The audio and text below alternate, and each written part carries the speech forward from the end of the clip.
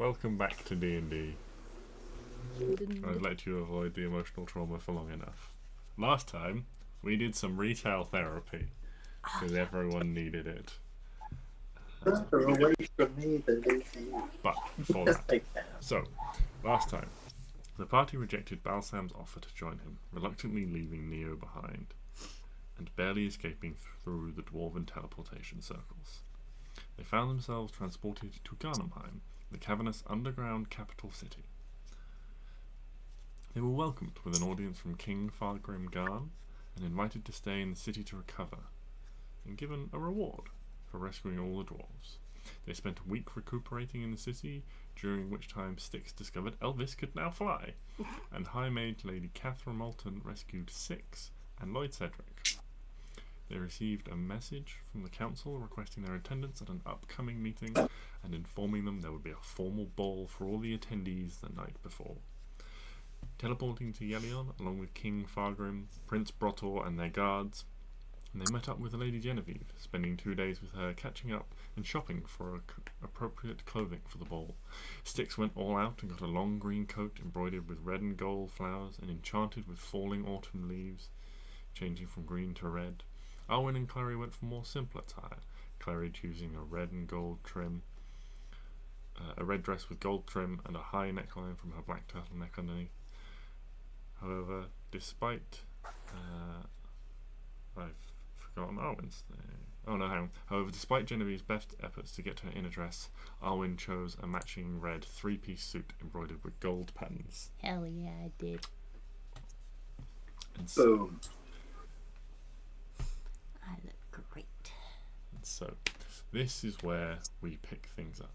What you're You looking guys for is fly. on your way to... You forgot I forgot. Hugo's hat. You also bought Hugo a tiny top hat. Yes, So he is also suitably dressed for the occasion. absolutely. That's a very important part. Okay. I shall update the record to so reflect Hugo's tiny top hat. Please do. And the little necklaces on Elvis's ears. Antlers. Yeah, his Christmas decoration His Christmas antlers. decoration antlers. Okay. Yeah.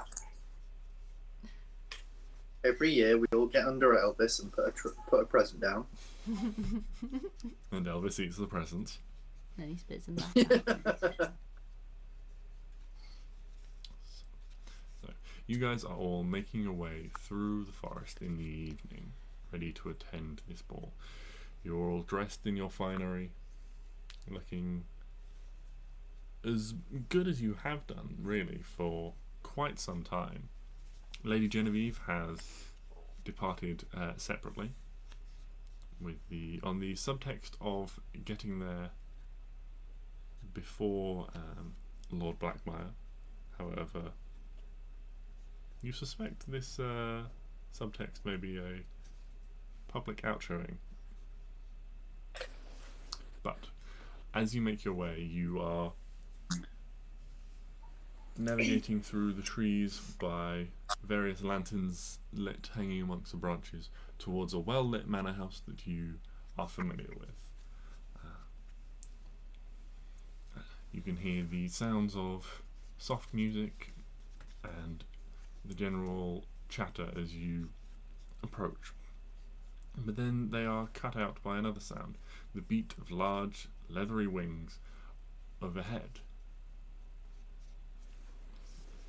A shadow is cast over you from the bright moonlight above, and then swiftly moves on. And then you hear ahead of you in the grounds of the manor the sound of something heavy landing. A dragon. Oaks in attack roll initiative. Oh no. As you make your way inside, the guards on the gate promptly admit you. And as you head up the garden path towards the... Can I ask one of them what I Pardon? am somewhat concerned? Can I ask one of them what that was? Because I am somewhat concerned about massive leathery wings and ominous things happening. Yes. One of the guards on the... Okay, That is presumably the delegation from Velenmore. Flying. Oh, yeah. Yeah, it's fair. Dragon people. Go on. And as you make your way up the path, indeed, you see a tall humanoid wearing a silver blue dress with scales embroidered upon it, with pale skin and long blue hair in a single long braid that almost reaches the ground, step out from behind the house. Accompanying her, you see a tall green dragonborn wearing a blue dress embroidered with silver scales also. The scales appear in patches as little lightning bolts shoot across her dress, revealing the forked patterns of the scales.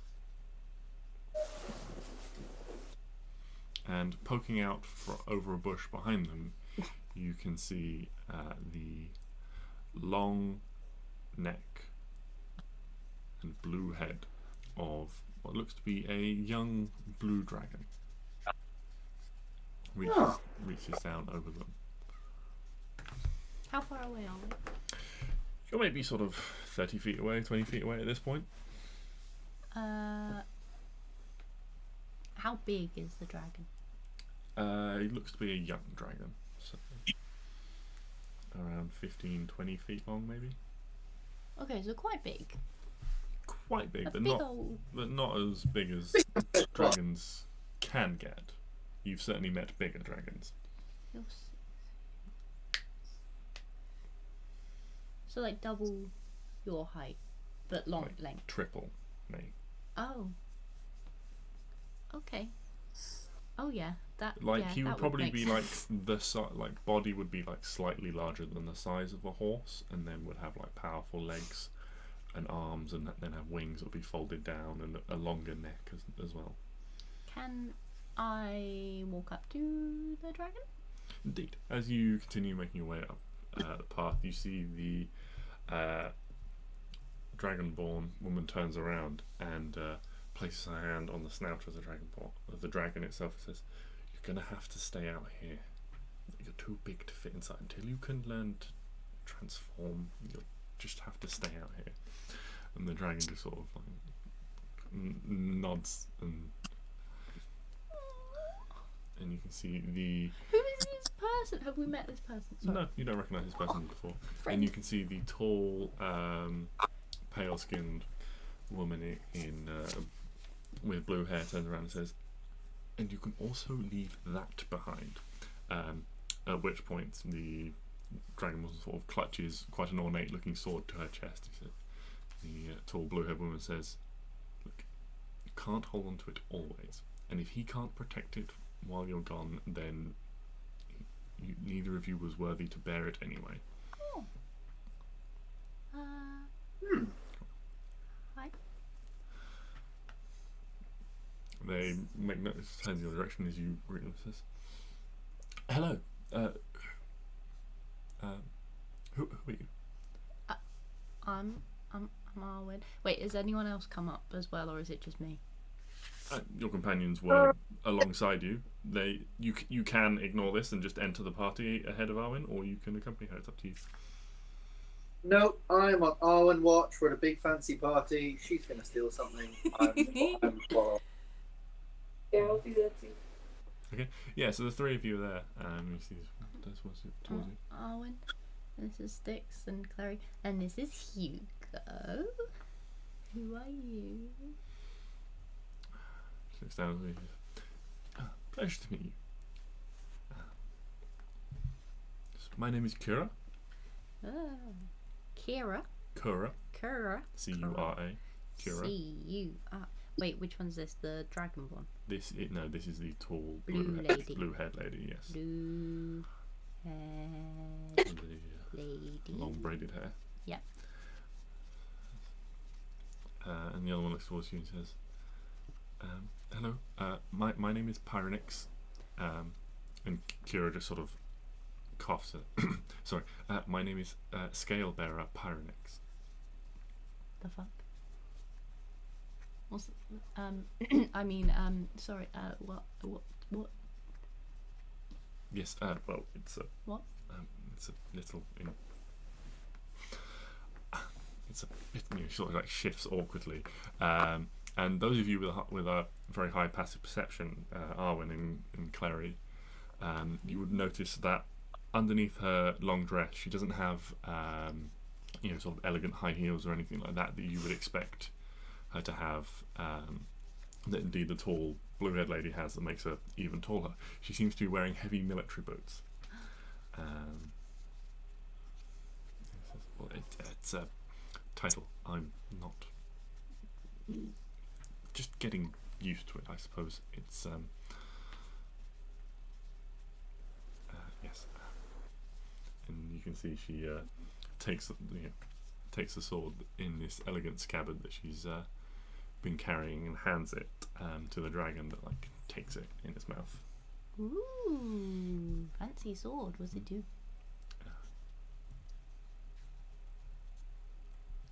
Well, it cuts things. It's a sword, you know. Does it cut things particularly well in a particular manner, or is it just a fancy looking sword? Well, this is this is technically my scale, as it were. It is a sword made from the scale of an ancient dragon, and the few amongst us that are lucky enough to bear these blades gain the title Scale Bearer. We are important members. She gets a little bit more confident. We are important members in the Militarum Draconia. Ah, nice. And most important, what is your dragon's name? Can I give it little scratchies? Please. Yes, of course. Good boy or girl? Celestin, say hello. Boy or girl? Well, that's Celestin. Can I have advantage just because I like dragons? No, because you're not overly familiar, especially with blue. I will help give advantage because I'm kind of interested as well because I missed out on the oops fight reading about dragons. You reckon that this is a hologram? You're a good boy. You're a good boy. What was his name? Sorry. Celestin. Celestin.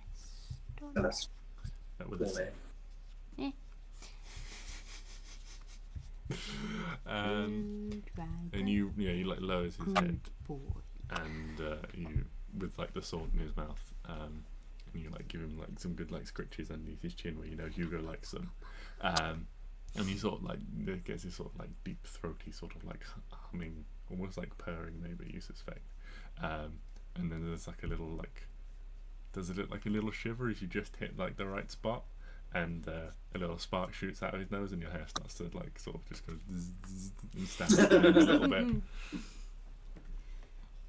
Yes. Hugo jumps. Hugo is.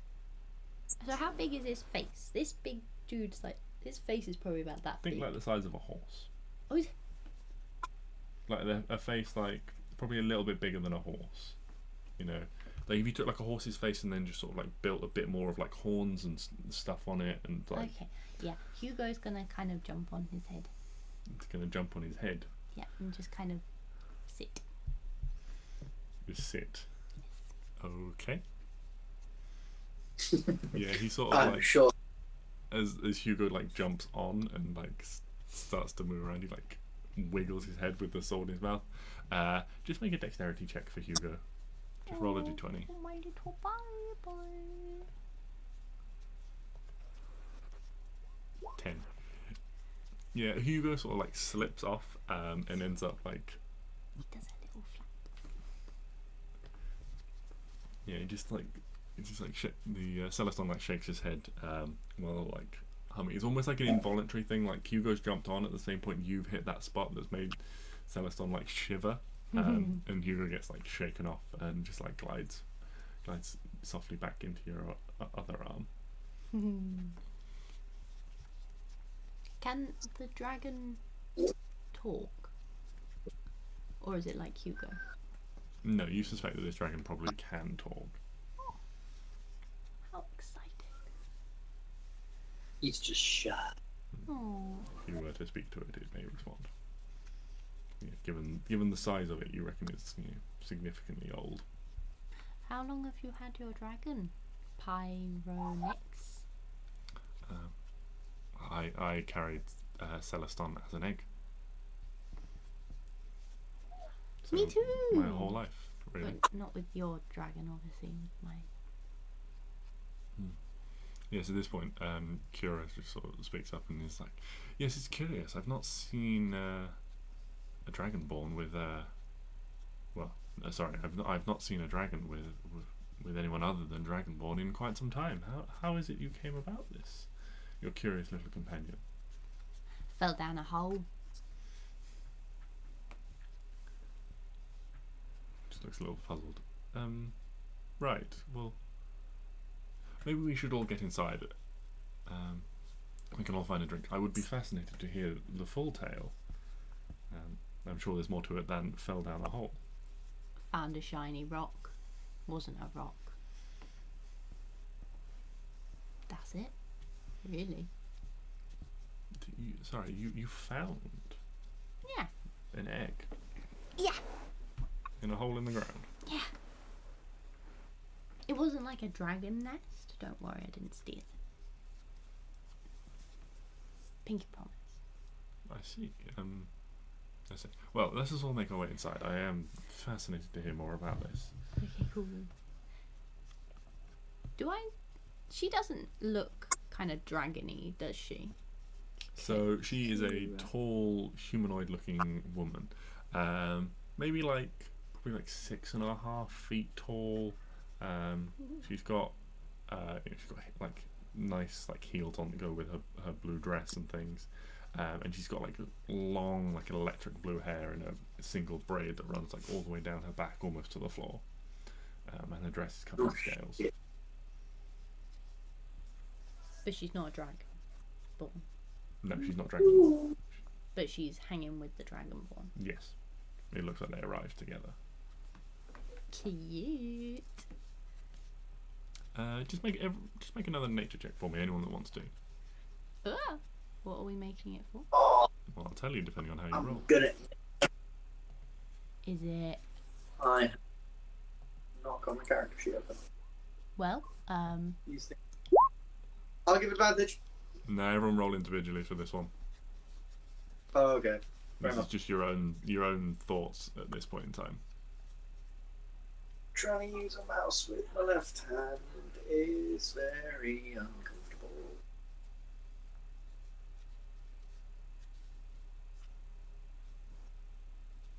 Struggling to plus 6 to nature. And 11 from Stix. 11.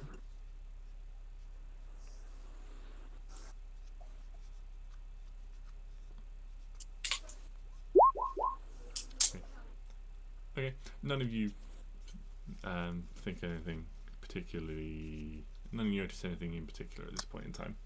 about what? About who? About what? This is about basically relating to Celeston. Oh, the dragon boy. Yeah. Good boy, dragon. Good. Boy. Yes, good point. The good boy. So, you all make your way inside? Sure. Oh, wow. Okay. Yeah. Again, just following Arwen. So, Watch. you all make your way inside into the familiar entrance chambers to the council. Inside there are various guards and servants moving to and fro. Guards standing to attention and servants moving around carrying plates of canapes and drinks and things like that. One hurries up to you all as you enter. May I have your name so I can announce you all, please?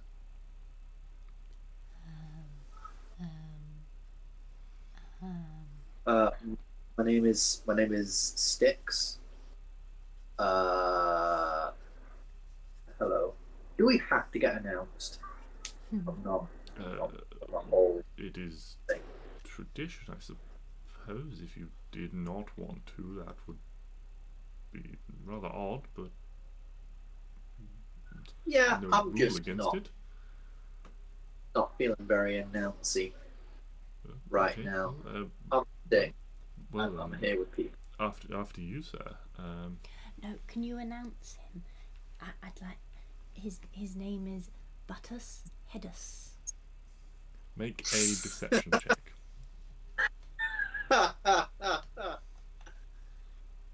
You evil. Clary, do you want to help? Actually, no, that's a good roll. 18, okay. He's like, yes, I can see with a name like that why he wouldn't want to be announced, but I will respect his wishes. Okay, well, Word's totally gonna get around. maybe on the way out. Head. Could you do it on the way out? As he leaves. Goodbye, Buttus Hedus. We'll see. What is your name, lady? Sandra. Why are we lying? I don't want you to know that I told this man your name was Buttus Hedus. Why are we lying? You mean why is Arwen Yeah, lying? why? Like, people like us here, right? I know, but I want them to see your name. While this is all going on, Lady Kura steps forward. He says, Lady Kura and Not a Scalebearer are part of right. next buyer. And he says, certainly, of course. And he turns to Klari and he's like, and you, madam? Sorry. What's Yes, her name? my name. Am I lying? That's up to you. Panicked. He looks at Arwen and says, "My name is Claru." Claru. I thought you were going to go Sandra too. Okay. So, with that, he turns around and walks forward. Stix. He gestures for you to go in ahead, and you walk in. You can see the chamber has been transformed. Whereas before you entered a modest-sized room, you can now see you are in a large ballroom. There are tables along one wall. On the other side, there is a number of small circular tables with chairs for people to sit at. The windows at the far end are huge and lead-lined in many stained glass shapes, and there are lanterns floating in the air beyond, casting the light inside. Several huge chandeliers swing from the ceiling, and in the centre of the room there is a large, currently mostly empty, dance floor. At one end of the room you can see there is a stage set up with several musicians on it playing slow but cheerful music at this point in time. As you all enter, this man takes a step to the side and he says, Lady Kura, Scale Bearer Pyronix Bar, Lady Sandra, and Lady Claru. And you all make your way down the stairs into this room, and he turns around again and heads back into the hall. I immediately just turn around, like I wasn't really listening to their conversation. I immediately just turn around. Okay, Sandra. Claru. Sandra's going to go bust a move on the dance floor. Can't wait for the next morning, right? When people all over town are going, you heard about that Sandra last night? Oh my god, ridiculous. Such a mad lad. And then you're just strutting around and everyone's going, oh my god, that's her, that's Sandra. And you're going, no, I'm the very well-known hero of this land, Arwen. Don't know who the fuck you're on about. And it's just going to be so confusing. I should have bought a wig. Live a double life. Now, tell you what you should have done. You should have had, you know, your fancy jacket you've now got. You should have just had that done on the inside of your original jacket, so that it's reversible. So then, when people are like, "Oh, you could just reverse your jacket." It literally is, because I'm looking at Kel's coat. Yeah.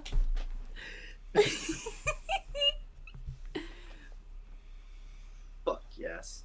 Okay. Oh, I'm cool. I promise. So, Cool people suck.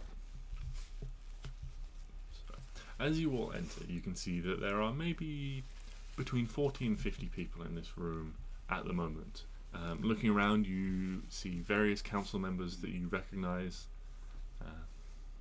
You can see Lady Genevieve is off in one corner, you're just sitting at a table with some people. They all have glasses around them.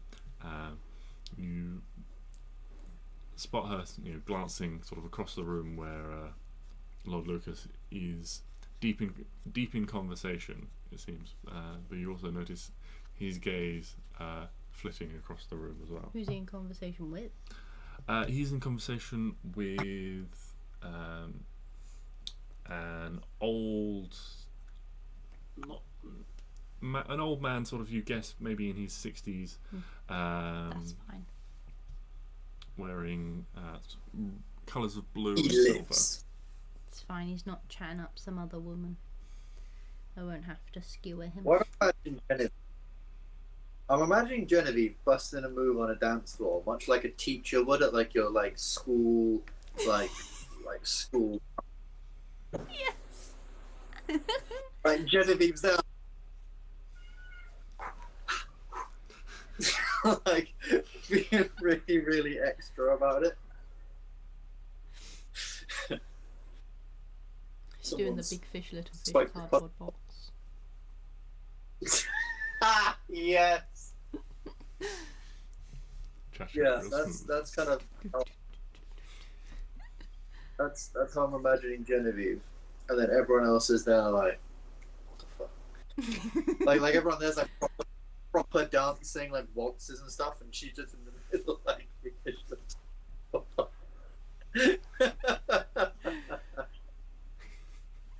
Yes.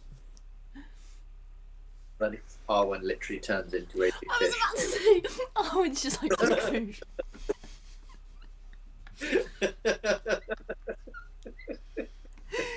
There is no creature like a cardboard box. Arwen just turns into an armadillo in a ball.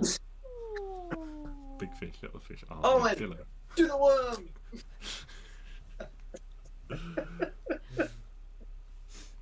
Purple worm, you say?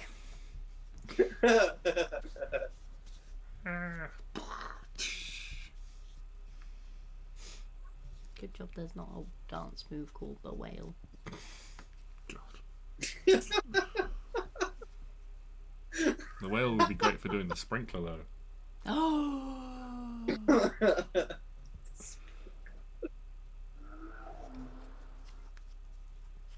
Well, Octopus doing the Mexican wave. Sorry. Giant octopus. just single-handedly, just.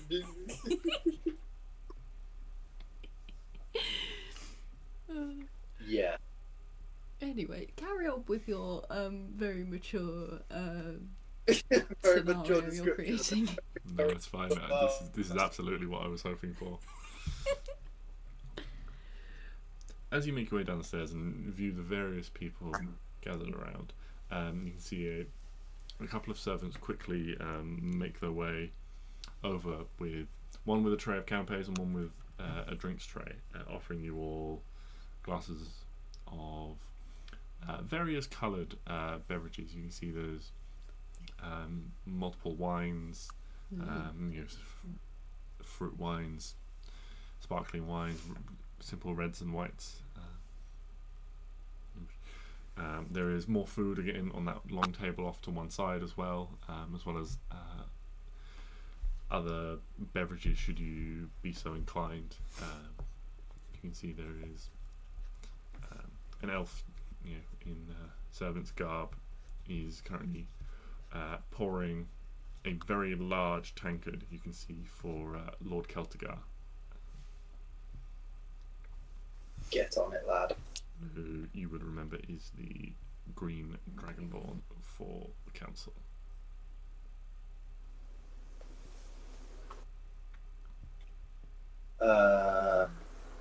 Yeah, I'll take a wine. Mm-hmm. Take a spritzer. Yeah. Why I not? feel like dwarves are like the Russians, not like that, but like in like the alcohol world, they have like the strong stuff. Mm-hmm. Do they have any like dwarven? You were looking for like dwarven spirits? Yeah. Okay. Yeah, you can head over to the table and ask for if they've got any dwarven spirits. Yes, why, certainly, of course. Give me the hard stuff. He pulls out like a small like tumbler-like glass, takes a bottle from behind, and as he pulls the top off with a boop, there's a strong, a strong sort of meady smell, like sort of honey mead smell reaches your nostrils. Yes, Oh this- yes, mead. And pours you a glass of that, and anyone else who would like one. As you lift it up to your nose, the smell is incredibly strong, and Nice. you can take a sip. Just roll me a Constitution saving throw. See how well Arwen does. Arwen's hard as nails, but not today. So yeah, you take a little sip, Nails. and your eyes begin to water as you start to cough quite a lot,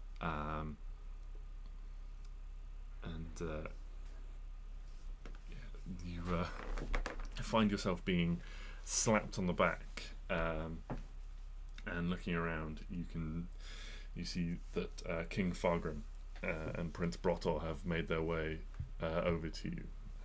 Several other dwarves follow behind them. They are King Fargrim and Brotor are nicely dressed. Their hair and beards have been plaited neatly with little silver rings in them. Fargrim is more lavishly dressed than his son. And both have the sigil of their house, a single mountain with a beam of shining light down, shining from above down into the centre, where it flares out in the shape of a star. Thanks. Standing back and says, "It's brave to be trying to drink some of that, but it's fine stuff." Well, and he just turns you off and says, "Two." And takes one, hands one to his son. And says, "Nice to see you all here. Hope you're having a pleasant evening." Yes, it's good. Yeah. I saw Pleasant another enough. dragon. Saw another dragon. Mm. Who's sort of looks around the room. Oh, he's outside. Because he's too big. Oh, right. It's blue. So he says, "Well, most large dragons can make themselves into a." Well, I think he's kind of a little guy. Oh, you mean he's too young? Yeah. Oh, I understand. Very sweet. Nice to see you all. Who?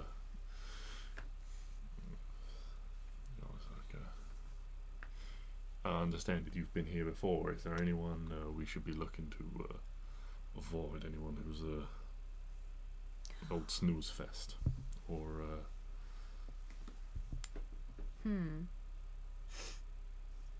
Yeah. Nope. I'm not going to say that. Stix just keeps quiet for that question. Just everyone's seems kind of alright. Pretty good. After Stix has done his weird noises that I imagine he's definitely vocalized. Yeah, he's just like, people, just sort of stammering. Arwen would like to run over her notes, being like, Genevieve, great person. Lord Lucas, he's fine. He looks a bit of a sourpuss, but he's fine. Celeste Swiftwing, she's cool. I think she tried to like tell me how to raise my dragon, so I was kind of a bit like, but she's fine. Lord Fick, no idea. Got nothing on him. Don't even know where he's from. Brimboth. Apparently he's rich and a slut. So do with that information as you will. You mean Lord Brimboth? Yeah, him. He's my cousin. I'm aware of Lord Brimboth. His recent demise is causing quite the... Oh, is he dead? Yes. It's Oh, that's causing awkward. quite the complications back home. Well, he was rich and was a slut. Yes, clan. Let me just write that down. Is dead. Don't call him a slut anymore. There we go. Yes, his demise is causing quite the issue. There is quite some contention about his succession. Yeah.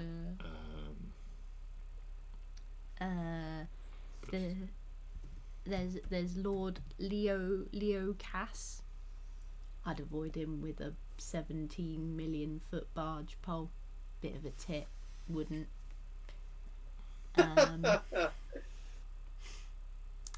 Apparently the tiefling council lady is a bitch.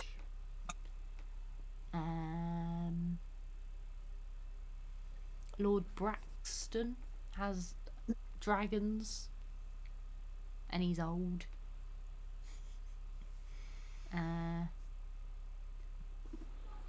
We won't talk about the dwarven council lady. Do you have sure they probably are. Any opinions on Lucinda? Lucinda. Sorry, there will just be a lot of me checking names on lists. Let me check my diary to make sure I know.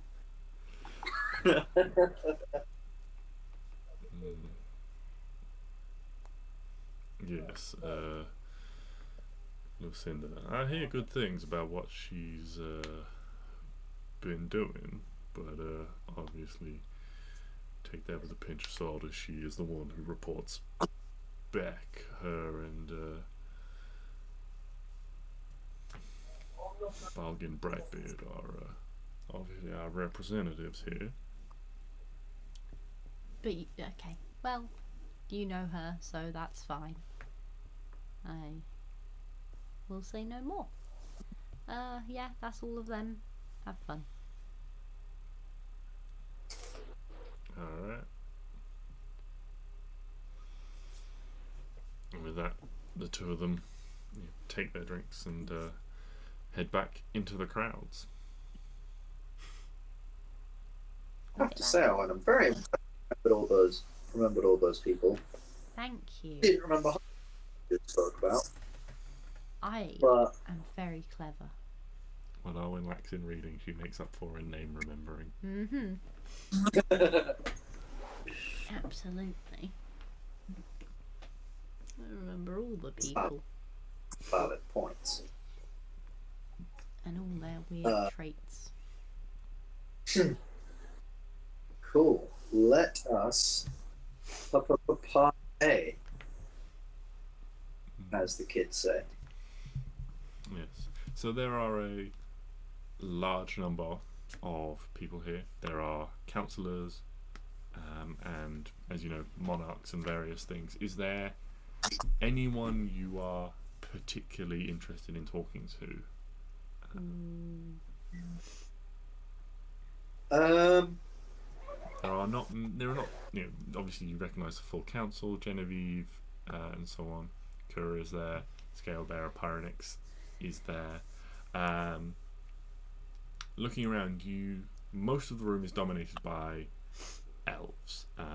They far outweigh. There are some elven nobles that you might recognise. There are a handful of dwarves and things like that. King Fargrim has come with some guards. There are a few humans milling about. Things like that.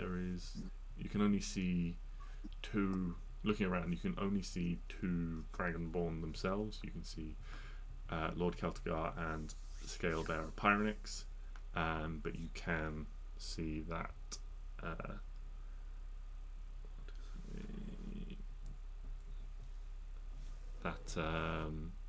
Celeste is there from the council as well.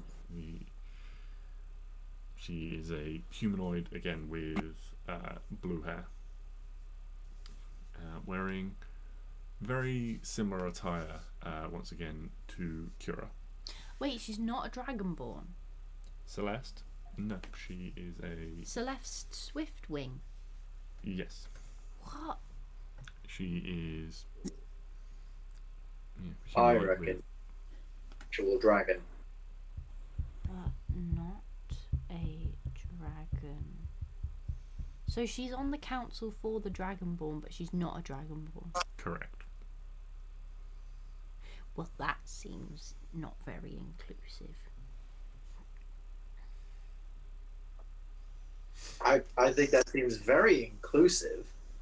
I think it seems Or not is she very. taking away a position for another Dragonborn?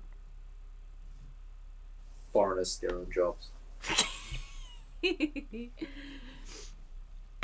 So wait. So her and Lord Celtigar. no, and Kura look the same, They look very similar, yes. but they're like the same sort of. Tall, pale-skinned, blue hair. Whatever she is, they're the same. That would be a reasonable assumption, yes. How rude is it to go up to someone and ask if they're Like, what are you? what? Yeah, is that considered like a rude thing in this world, or not? Would you say? Because I mean, I know Stix wouldn't really mind people coming up to him and be like, "What exactly are you?" But You suspect it might be considered rude to just walk up to someone, especially in a refined setting as this, and ask, "What are you?"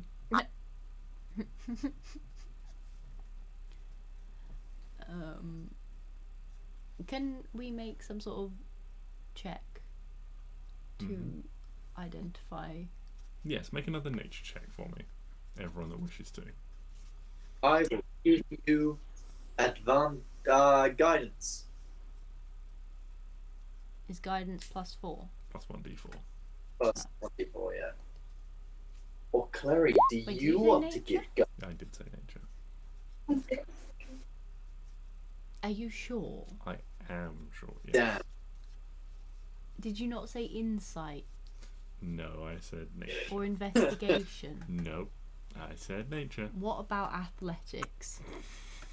It's definitely nature. Just starts running laps. It's like, oh yeah, she's in it. And everyone else can make one if you would like. I mean, I gave guidance, so I don't really know if that puts me out of the running, but No, I'll say for this it's fine. Oh, yeah, I think Clary's got it. Clary knows. Clary does though. So Clary, you remember thinking back to that book or some of the books you were reading a long time ago when you were researching about dragons before taking on Uxin again. And there was a small note in one of them you remember reading that talked about once a dragon reaches a certain age, it is able, some of them can learn the ability to transform into a humanoid form Hold it. in order to better move and disguise themselves amongst general population. Oh, so they are dragonborn. So with that, having this discussion with Klari, you would suspect that they are dragons in their humanoid forms. Oh. And Klari, you would also think back to the size and sound of the wings overhead and the size and sound of the impact of whatever was landing in the grounds outside was probably larger than Celeston. Also, you think that Celeston is probably not big enough to carry two individuals all the way from Velenmore on his own. Huh.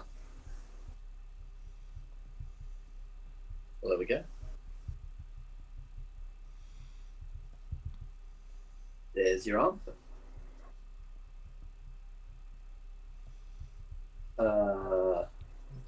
Time continues to pass. The social conversations continue to move, and at one point the band's tune suddenly changes. The slow, light-hearted songs fades out. There is a brief pause, and various new music sheets are produced, and then all of a sudden a very light and jaunty tune is struck up, at which point several people immediately begin to make their way onto the dance floor. Is this like the Kavran version of the YMCA? Like everyone knows it. Or the dose. Not Like, quite there. People are coupling up and Oh. dancing, Yes, this is not the YMCA. but no, it isn't. It is not the YMCA. Okay. It's not the KAVN.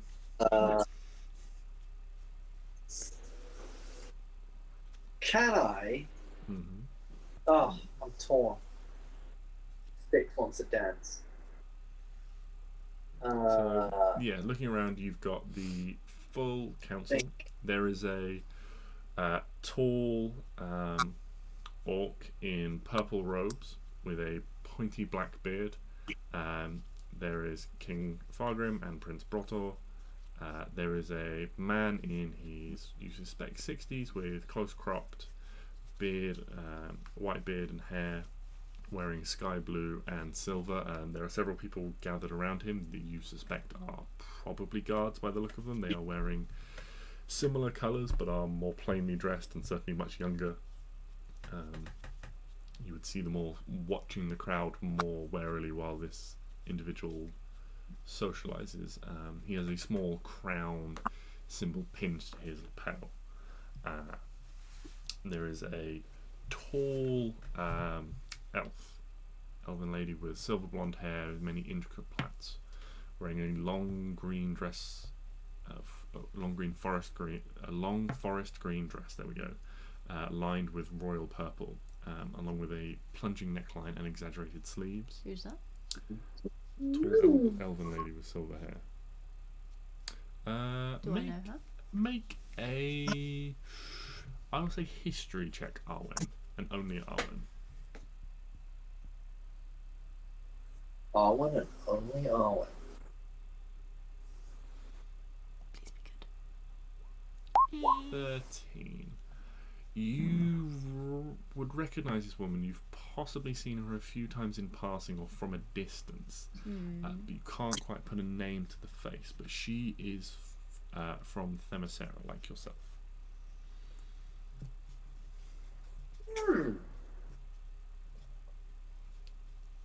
She. You can see there is a very young-looking gnome. You looks to be almost in her 20s, wearing a lilac dress embroidered with little bronze cogs and gears that spin around the hem.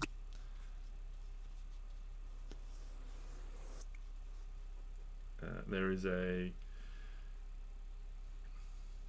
fairly young-looking tiefling in a modest blue-looking silk tunic that you'd notice clearly doesn't fit him very well and clashes very strongly with his red skin. His clothes don't. You get the impression his clothes aren't his own.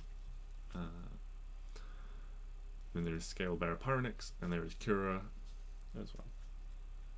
If any of you would like to dance, like anyone to dance. I think Stix is just gonna go dance. Be on the dance floor, bitches.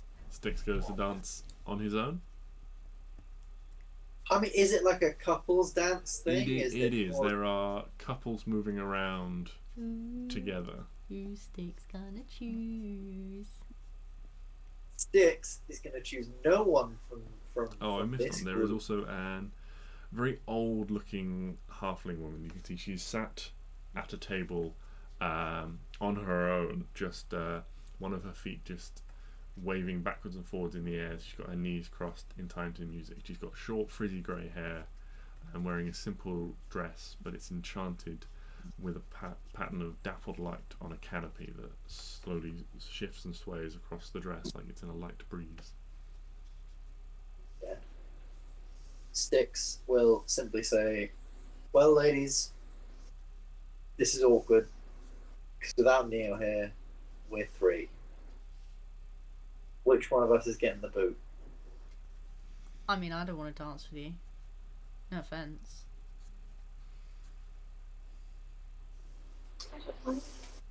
We dancing? Excellent. Take Clary's hand, run into the dance floor, busting out moves. Even though Stix has no idea how to dance, he's never done it before in his lifetime. Stix, make a history check for me. I mean, actually, he might have done like as a little kid, like that was like a little kid. Make a history check. Yeah. Yeah, history check. I clicked it. Yep, I've definitely clicked it. 14. That's not bad. So yeah, Stix, you vaguely remember that from your youth, because you were raised as a nobleman's son for a time, and were expected to be able to present yourself accordingly, you were given some formal dance training. Sweet. Bringing it all out. That'd be hilarious. All that I remember. With that in mind, I'll say both of you make a performance check. Stix, you can have advantage because of your backstory. But yeah. And throughout it, I will be giving Clary guidance to aid. Technically, Clary should have advantage because Stix is leading. Oh, thank God. And then, I mean, could Clary do like acrobatics? If I start just spinning her around them. Depending how the performance checks go, you can Embellish into a more lavish performance if you wish, which may require an acrobatics check. 16. Oh shit! 2 16s. Actually, Yeah. I get So you. you guys move onto the dance floor and start moving amongst all the other couples there smoothly and gracefully.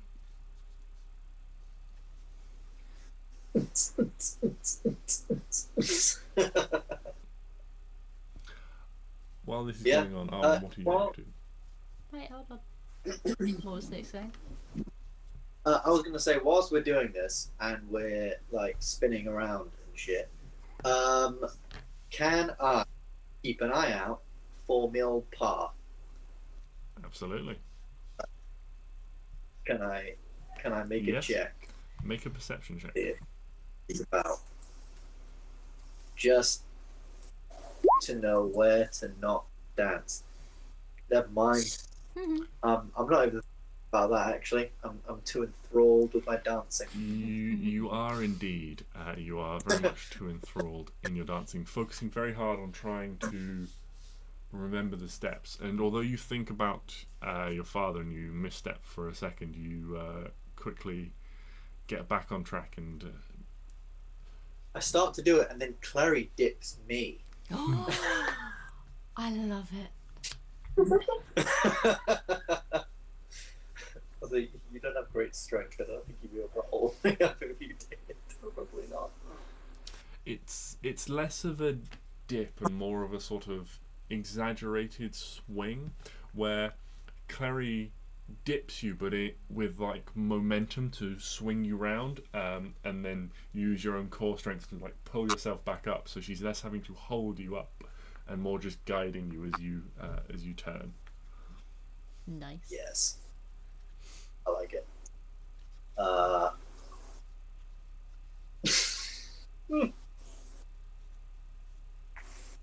I've just remembered something. It's a very, very big room. A lot of people. Could do a lot of good skunking in there. Oh no. Oh god. While this is going on, Arwen, you see a very beautiful looking tiefling woman with dull reddish skin and long black hair, tied up in intricate patterns on top of her head, wearing what looks like a simple dress at first, but as she draws closer to you, you can see it like shimmers and shifts with little enchanted like little butterflies and other creatures that sort of take off, and you can see that their little almost like sparks and embers drift across this dress. But she breaks off from one of the people she is dancing with. They bow to each other, and she starts making her way over to you. She says, Arwen, a pleasure to see you again. What, pray tell, has happened to your charming companion? Beautiful man with beautiful horns. I look around the room and he is not here.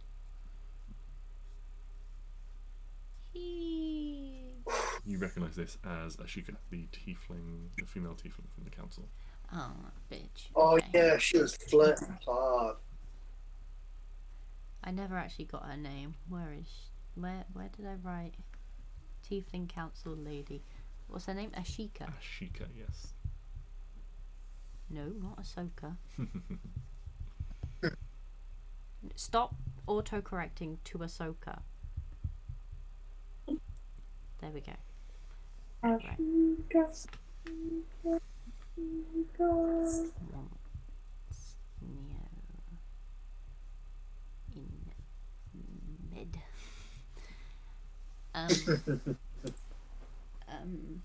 He's not here at the moment. What do you need him for? Well, we have this important meeting and I was hoping to get more acquainted. We had such little time before. Well, I mean, Will he be joining us soon? no, not for a little while. No, Maybe in a couple of months. Oh, this is such disappointing news. What is keeping the poor man from attending? He's recovering from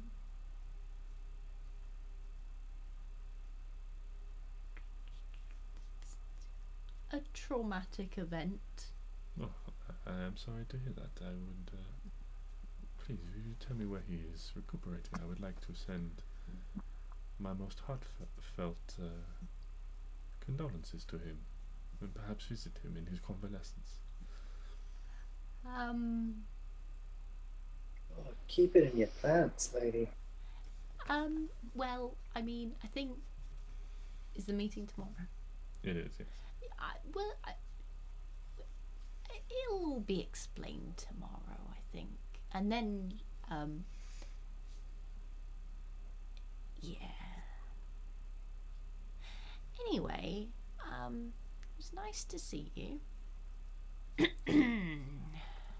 A pleasure, as always. Mm-hmm.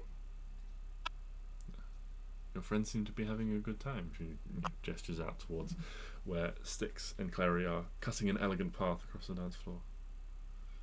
Spin me! Spin me! Turns back to you.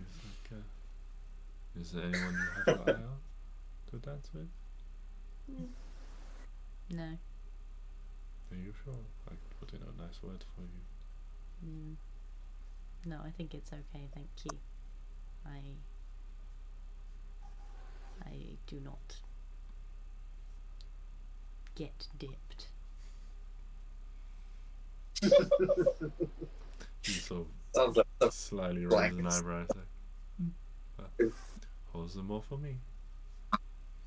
And you see she quickly just makes her way back across the room. this woman is horny. You can see like she passes a group of people and just sort of as she passes, she like, runs her hands across the shoulders of one of the lords, who turns around, takes the proffered hand and leads her back onto the dance floor. More for her. I think we've got very different taste. I don't think I was posing anything, any sort of threat.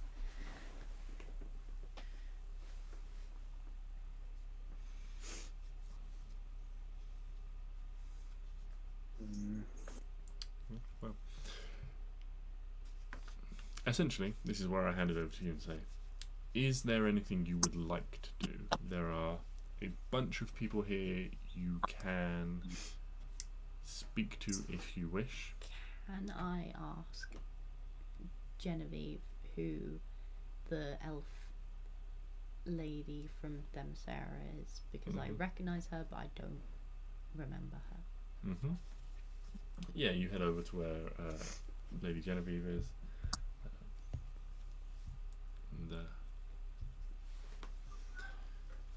Yes, that is Lady Thamior Glace.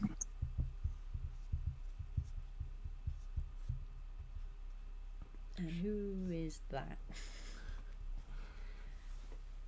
She is the daughter of... she's the daughter of Lord Braxton.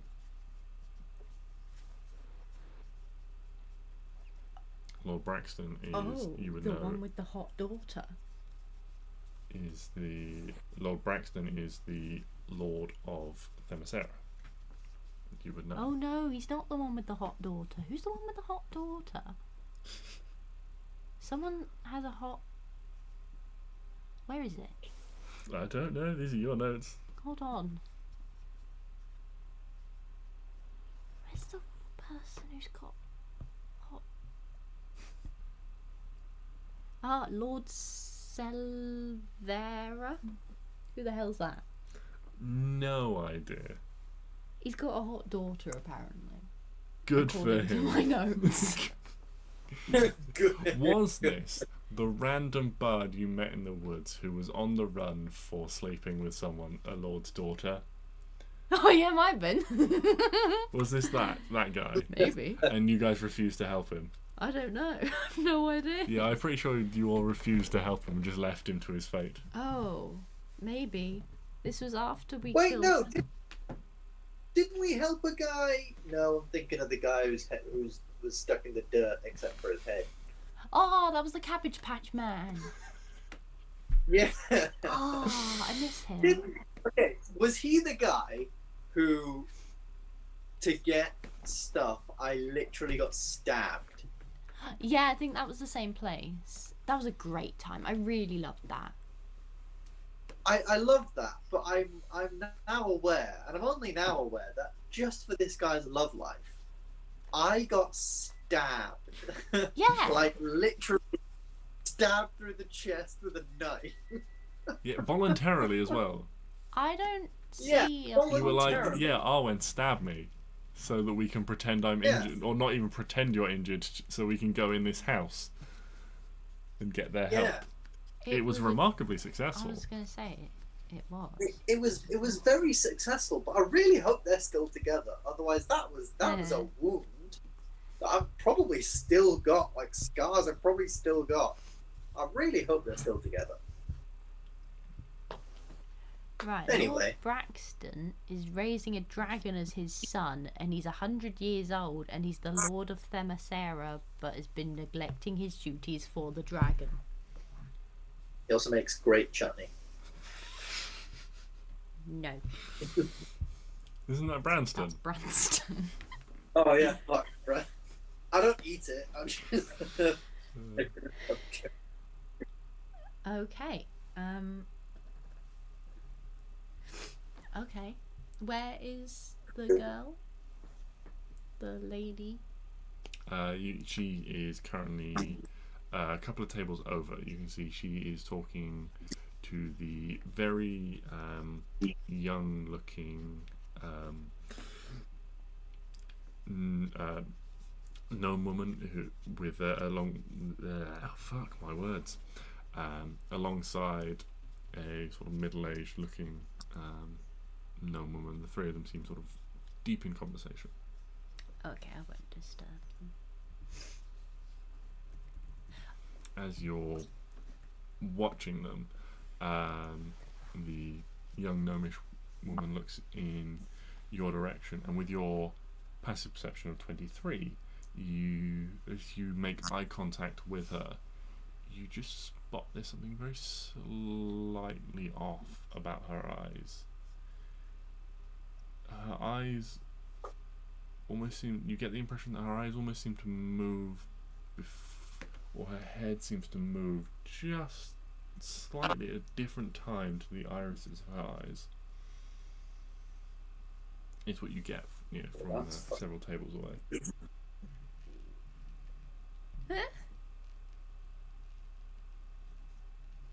Not a fan. Is that a thing I should be telling people? Not like the whole room, obviously. I mean, like. That's up to you. What do you want to do? Can I okay. For now, I'm just gonna go over and just kind of be like hi, and like just like a passing hello.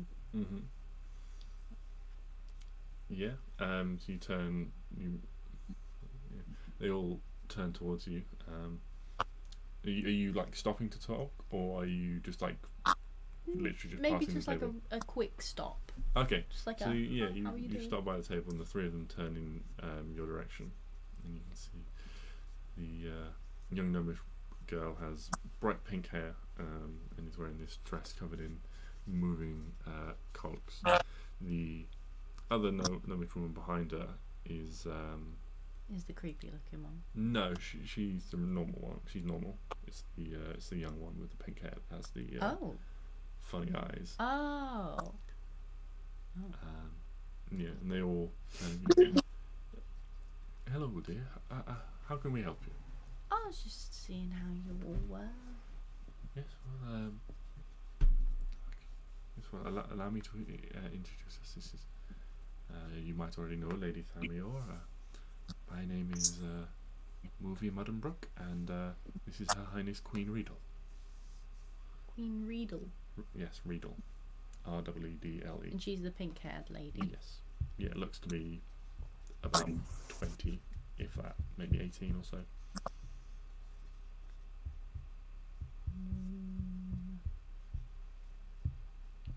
Queen pink hair. Yeah. You can make a perception check if you'd like. Now you are this close. Thank you. Is that perception? Yes. Hey. 19. So yeah, Up close, when you look the queen in the eyes, you can see that Is she just blind? the like sort of dark chocolate brown irises suddenly turn to you anyway a strange sort of translucent grey, and what you can see is that her eyes are in fact, there is an illusion cast over her eyes at the moment, and her eye colour is naturally purple. Is that something I would know? That is very unusual. Can I ask her to dance? Yes, you can. Certainly can. Yeah. I'd say just make a persuasion check, just to with advantage, you know, because it's not a difficult. Because I'm charming as hell. Joking, I am not. It's basically make a persuasion check. Don't massively biff it. Hey, that's not that bad. Look up and he says, "Oh, yes, that sounds fun. Well, Lady Grace, Auntie, I shall be right back." And she is a gnome, so she's only about sort of 3.5 feet tall, but she offers her hand to you and takes her cues from you to lead. Cool. At this point, there is a sort of switch in the music. The music dies very briefly.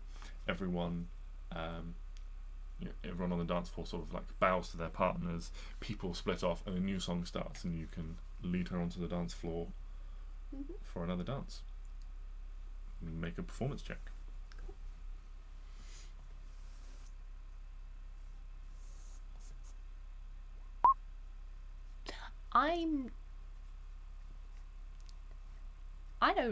I've never danced before.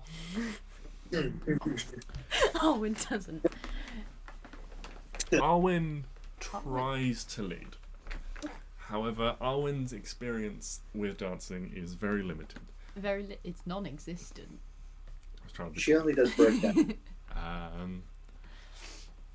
And what quickly happens is, after standing on the Queen's toes several times, she switches position, and rather than sort of having one hand, sort of high up, she can't quite reach your shoulder, so it's sort of like placed high up on your ribs. She like lowers that hand to sort of like the small of your back, grips your other hand more tightly, and begins to lead you around. Hell yeah. It is still a little clumsy, with Arwen making a misstep or two here and there, but it is being led as opposed to leading. It is now passable, so as not to draw too many eyes. Stix and Klari, the song has ended, a new one has started. Do you wish to stay upon the dance floor, or would you like to take a break? I think. Would you allow me? Because I failed looking for my dad. But now that we're no longer dancing, and I'm now getting a little curious, would you allow me another attempt? Yeah, I'd allow you another attempt. Significant time has passed. You are, the situation has changed. If you are no longer dancing. Yeah, I'll break away from Klari. That was fun. You got some work to go, but that was all right. Solid 7 out of 10. 17 out of 20. Do I if I had pass to rate them as I go onto the dance floor? Sure. I step on Stix's feet. Yes, this might be what potentially leads Queen Riddle to so quickly take over from you, as you have also trodden on the toes of someone else. Yeah, that one was intentional, but she doesn't need to know that. Yeah. So make another perception check for me if you want, Stix. I'll disappear. I will slap a quick little guidance on myself and do myself a look-see.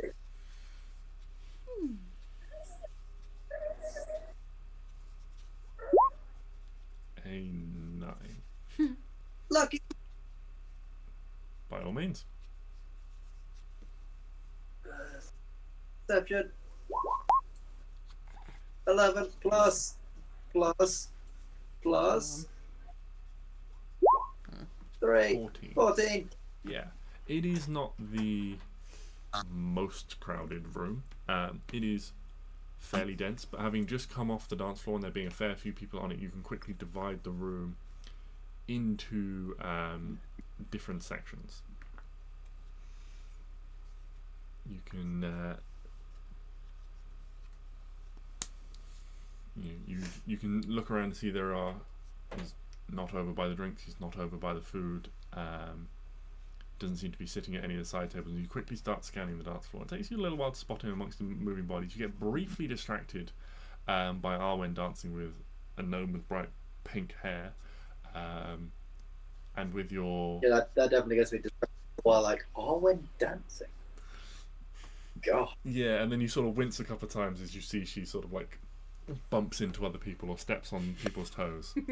I'm sorry, this 9 is exaggerating into being much worse for you, but...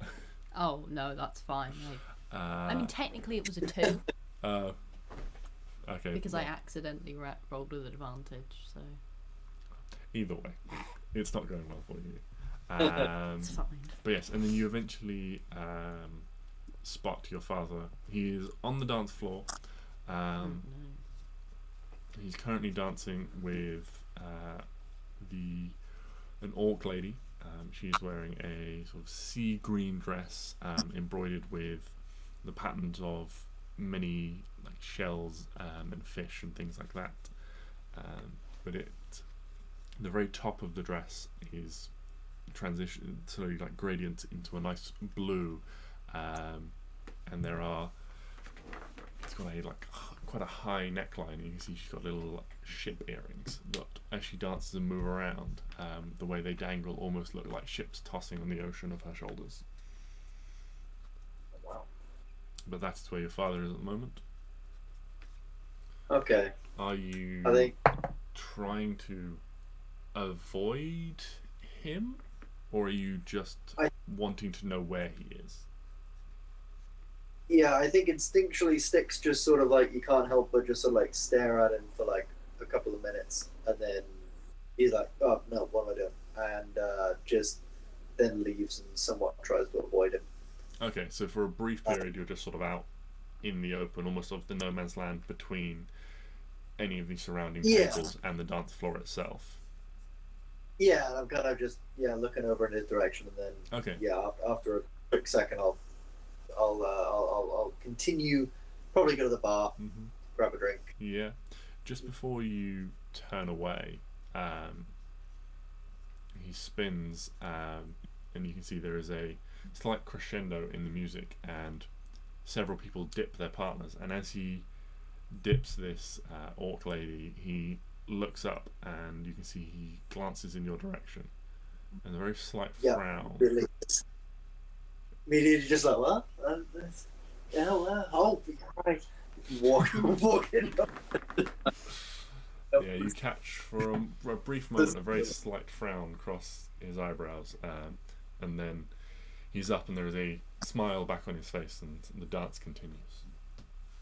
This man is lucky I'm not armed. Is your brother So here? That's a good question. Yeah. Is he around? Make another perception check. I want to say gladly, but I'm not exactly sure I want to know. Ooh. Oh, keen to see him either. 19. 19. Yes, you spot your brother. He too is on the dance floor. Oh no. You don't reckon she's some... she looks to be a slightly older elven woman. So you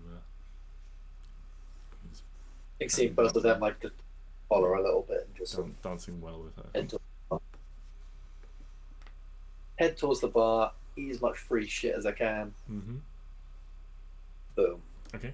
Well, if there is nothing else anyone would like to do, we shall move on and say the evening passes. It is a great success. Everyone has a very enjoyable time socializing, things like that.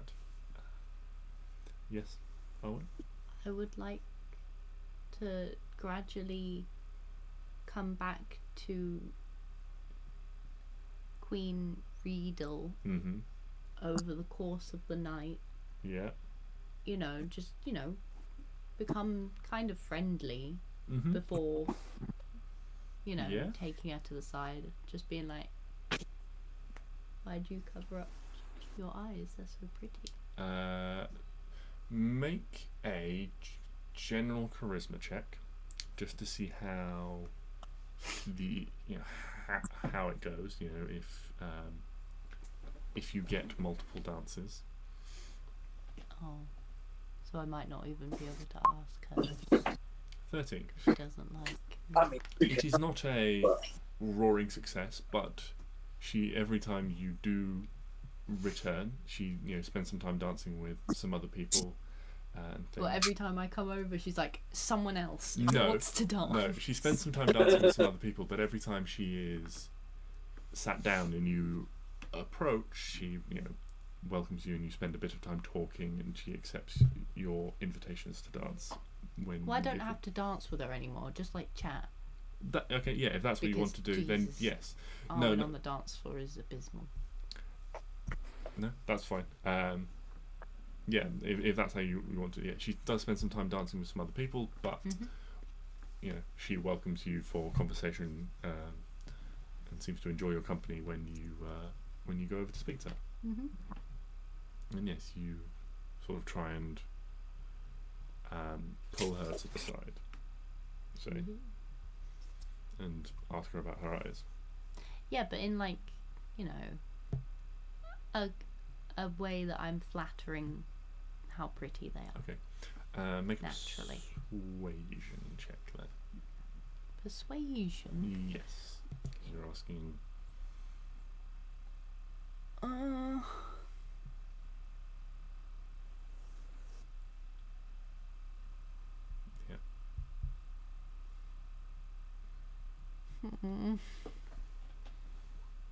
Yeah. Yes, I can make a persuasion check. She looks at you and, you know, rhyme what you said? Something along the lines of like saying how pretty her eyes Okay. were and why. yeah, why do you cover up your eyes? Okay. Put a glamour on them, 'cause they're Yeah, so well, she beautiful. says, this is very, very kind of you to say, but not everyone is as accepting of my natural condition. Why? It unsettles people generally. They find it suspicious. Why? People are superstitious. They think it can be a sign of magical influence, or you know, that I am not myself. That I was replaced by some sort of fey creature, they think. Like a changeling. Indeed. This is Piper. Piper's gone up in the world. I mean, this is the last place we fucking left the guy. Like, Oh. So people think that you were abducted and it's- replaced by a changeling child. Well, it is one of the rumours that has always circulated around my Beth. Ugh. People. Am I right? Well, they will believe what they want to believe. At home, it is more accepted, but a around strangers I tend to present as ugly. I'm sure some of them have seen through it, but that is their prerogative. Well, I think they're very pretty. Well, that's very kind of you to say. Welcome.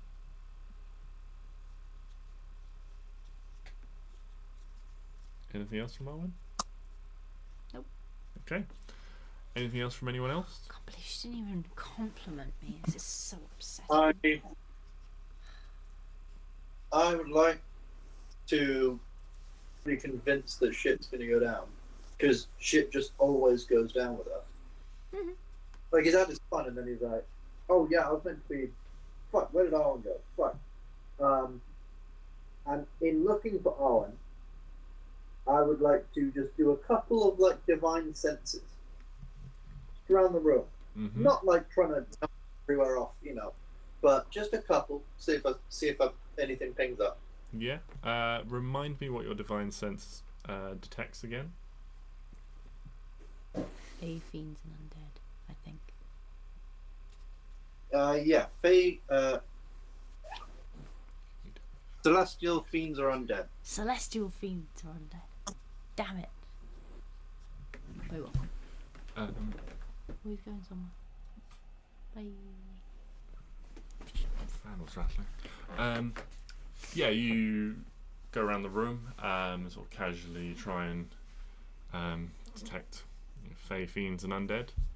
Celestials, fiends, and undead. And no, the room is clear. You don't detect any of those beings. Whew. All right, and then I will slowly try and make my way back to the group, having a couple of drinks while I do. Mm-hmm. And boom. Yeah. Anything for Klari? Do anything of the party?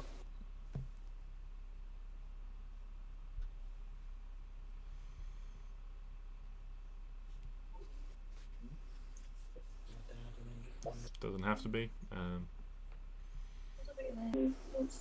Not really a party person. She's not really a party person. No, Klari just spending her time, if she's not dancing with Stix, just sort of watching the room and getting the measure of people.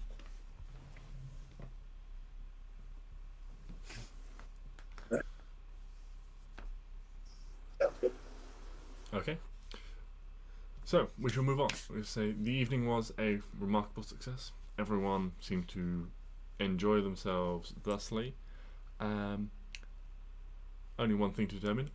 How much was everyone enjoying themselves? How much did everyone have to drink? Was everyone going easy on the booze? Was people indulging heavily? Arwen started out with some very strong spirits. Did she continue, or Not at that level, no. okay? Just some beers. Just some light alcohols. Yeah. Okay. I think Stix did the opposite. Like, he started out on some like fine wine and stuff, Mhm. and then by the end you see him like arm wrestling a dwarf, drinking their stuff. Nice. Like I imagine like through the whole sort of party he's fine, and then all of a sudden he just starts thinking, I wonder if Neo could dance. Oh no. And then just goes into a little bit of a Yeah, there's like a group of like dwarven guards, you reckon, that are sort of like off to one side, and you get enraptured sort of amongst them. You watch them for a bit, and then one of them like dances up and is like, "Hey, you look strong. You want to go?"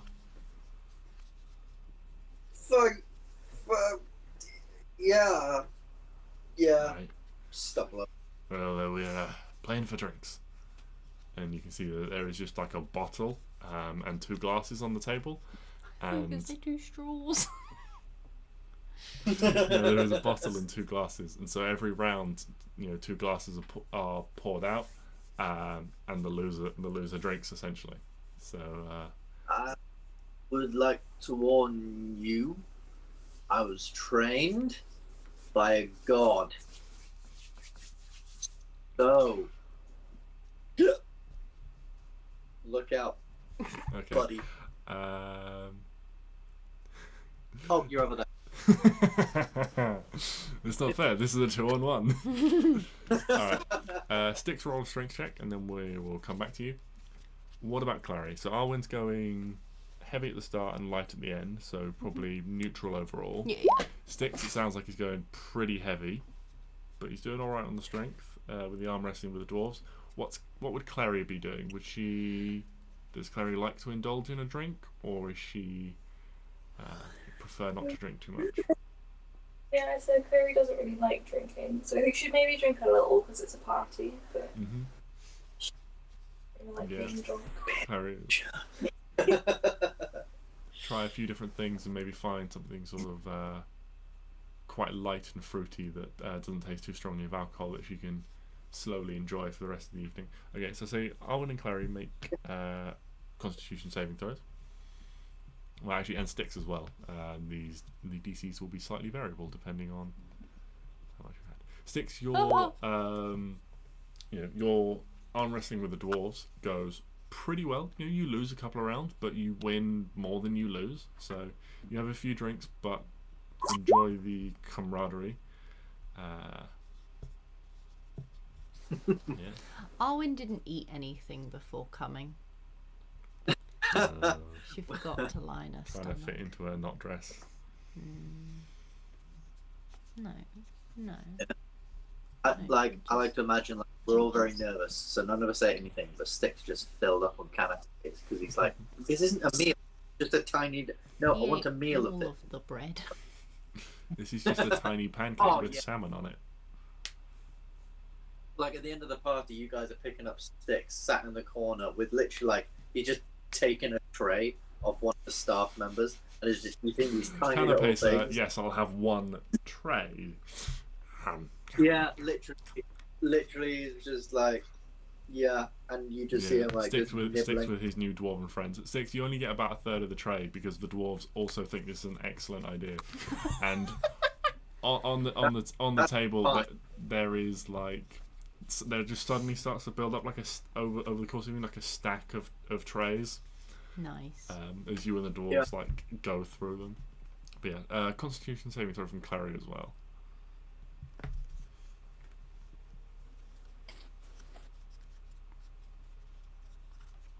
Your newfound godly powers.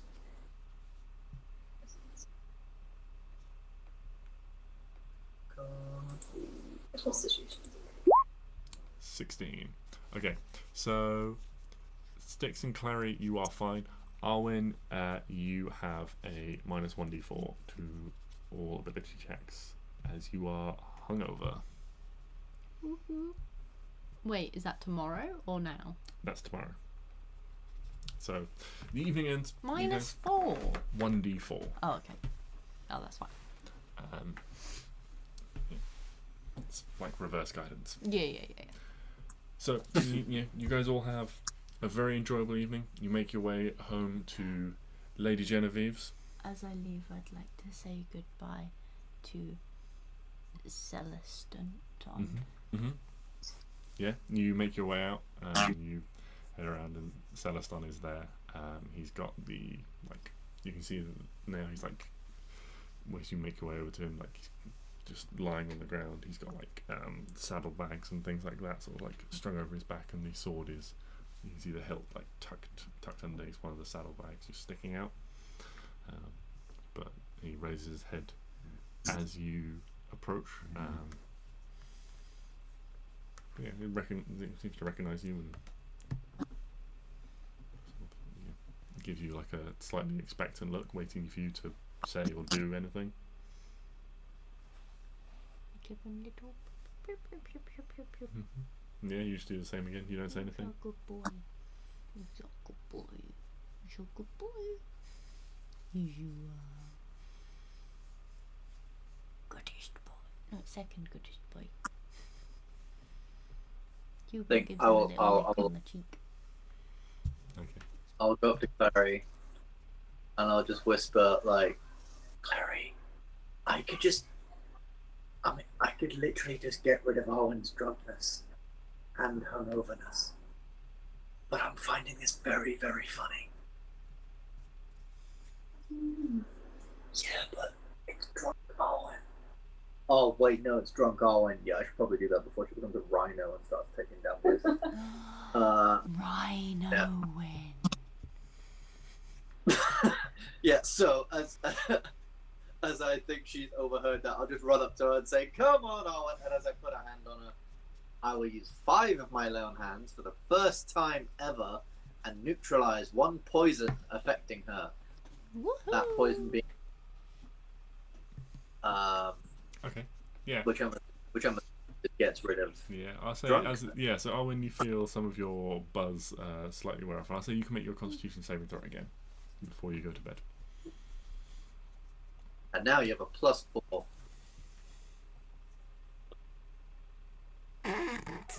12. Hold on. Oh wait, +4. Oh, just straight +4. 12, yeah, 12. Mhm. Oh, nice. 12. Yeah. Do I pass now? You are groggy in the morning, But but I'm not.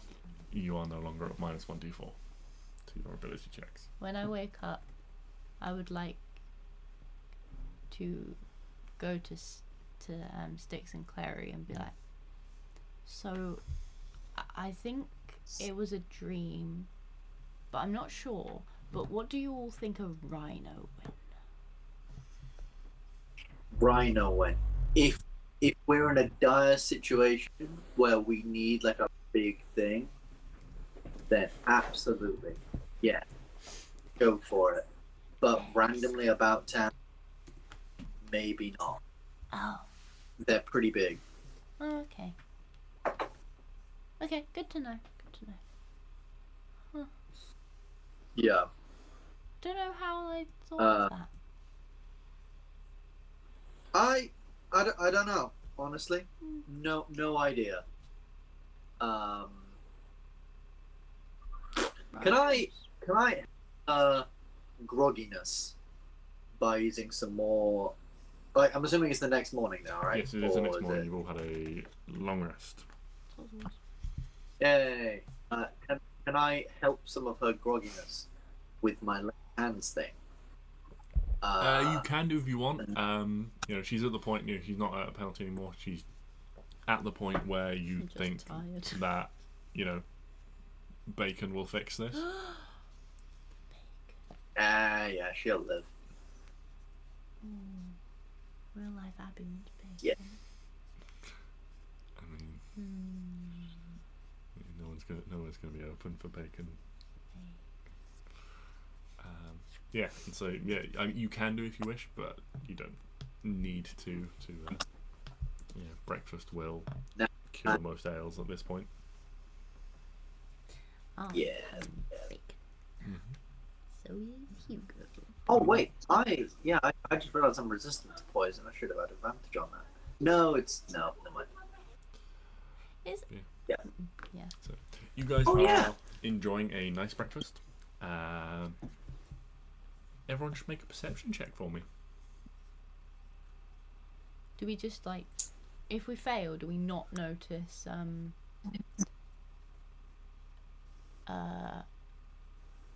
Lord Lucas at the table or something? Lady Genevieve comes back the next morning. Walk of shame in it. Is she wearing his jacket? And we just don't notice because we're invested in bacon. Well. Oh my god, I'm right. Oh my god. Oh. Oh, Yeah, I a think Klari knows. 32. Jesus. Clary, she's doing a very good job of keeping quiet, but you, through the slight crack in the door to the dining room, you do spot Lady Genevieve making her way upstairs, wearing the same dress as the night before. Ooh. Oh. Good on her, love. This is bad. I'm getting more I am interested in Lady having Genevieve life than I am.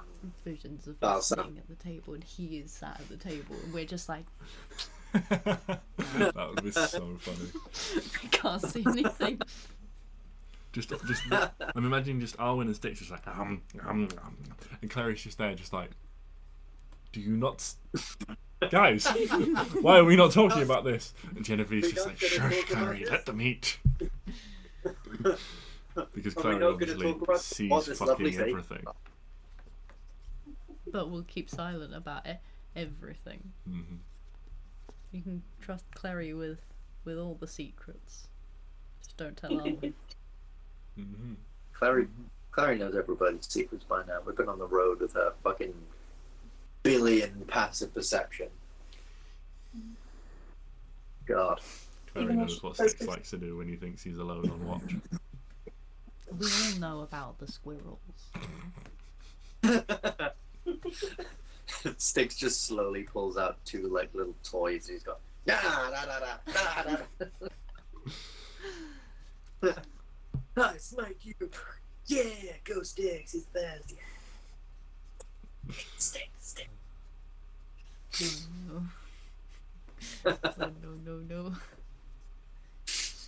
Yes. A short while later, Lady Genevieve comes down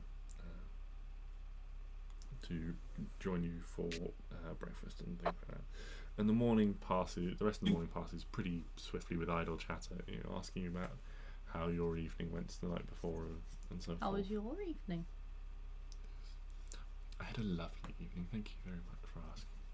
Who'd you dance with? Oh, I danced with several people. I danced with that delightful tiefling man, what was his name? Nimbara. Mm-hmm. I saw you dancing with Queen Riedel, Arwen. Yeah, if you could call it that. I saw you attempting to dance with Queen Riedel, Arwen. I danced with King Corwin. Mm-hmm. He may be getting up in years, but he still moves very sprightly and very gracefully. I also danced with that mysterious organ chap. What was his name again? Reshi. Yes, that was it. Oh, Reshi! I remember Reshi. Yes, I danced with a few people. I remember the name. Very nice evening. Did you get home before or after us? I didn't. I was too distracted by the dragon. I think I saw you all duck out before I did. Oh, how'd you get back? I walked. It's not far. Oh, Same okay. as you. Yeah, it's just, it's just when you're walking on your own or anything. It is to be very, very dangerous to be walking on one's own nowadays. Especially after a night. There is quite literally an undead army, out there somewhere. Probably shouldn't be walking on your own. None of us should. No, it was fine. One of the guards escorted me back. Oh, okay. That's good. What? Who said that? Clary. Didn't want to dance with, you know who? Sorry, Aaron, I don't think I understand you. You know who? You know who? Yes, you do. You know You who? know who? Kiss. Clary's always literally doing that, like bending over back. I'm imagining Clary hasn't told us, but we're still like pestering, like. We're pestering, and Clary and Genevieve just give each other like a wink or a look or something. You mean dance with the man who is from my family's bitter rivals? Yes, enemies to lovers. We love it. Couldn't possibly shame my family by How? dancing with him in public.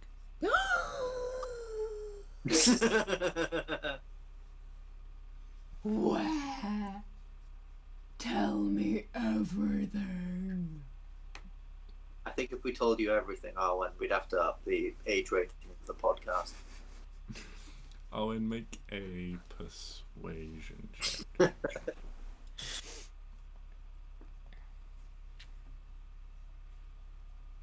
But I'm not very good at being persuasive. I know.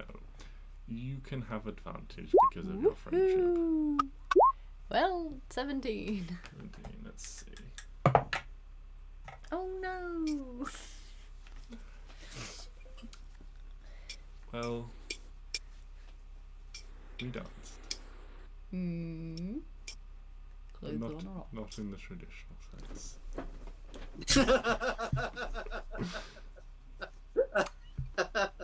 Now, we should all start making preparations. There is a lot of important people who will be at this meeting later on. We're just getting started. Well, You can see she's turned a little bit pink in the cheeks and swiftly makes her way out of the breakfast room.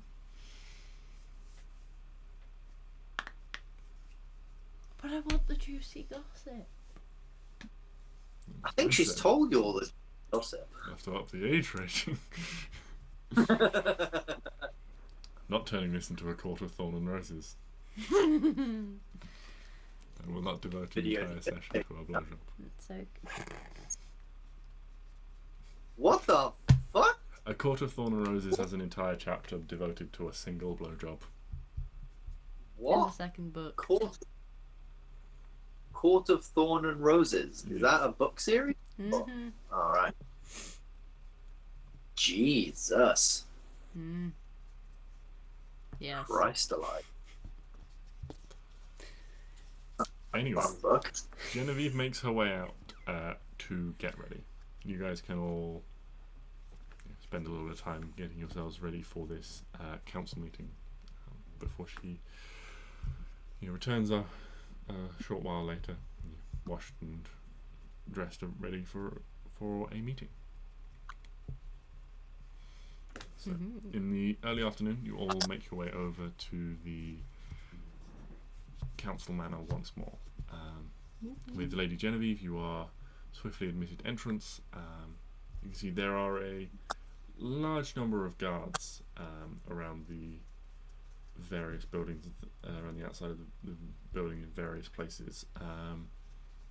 Each group seems to be taking it sort of upon themselves to ensure that everything is properly checked and secured. You'll see a patrol of dwarves goes by, and then almost following them, maybe sort of 15 or so feet behind, a pair of human guards walks by, just checking the same things. It seems to, you get the air that there is some sort of slight rivalry going on, slight sort of one-upmanship.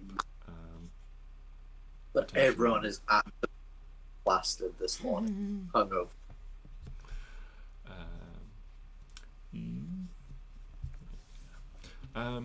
There are a number of people that you do and don't recognise. You can see that as you enter that Ulrich is there as well. Shoots you a look as you enter, and sort of waves a hand in greeting. Comes and say, "Well, have you all been roped into this affair as well? We've all been, several have been called upon to give reports of what we encountered and things like that, so people can make proper preparations."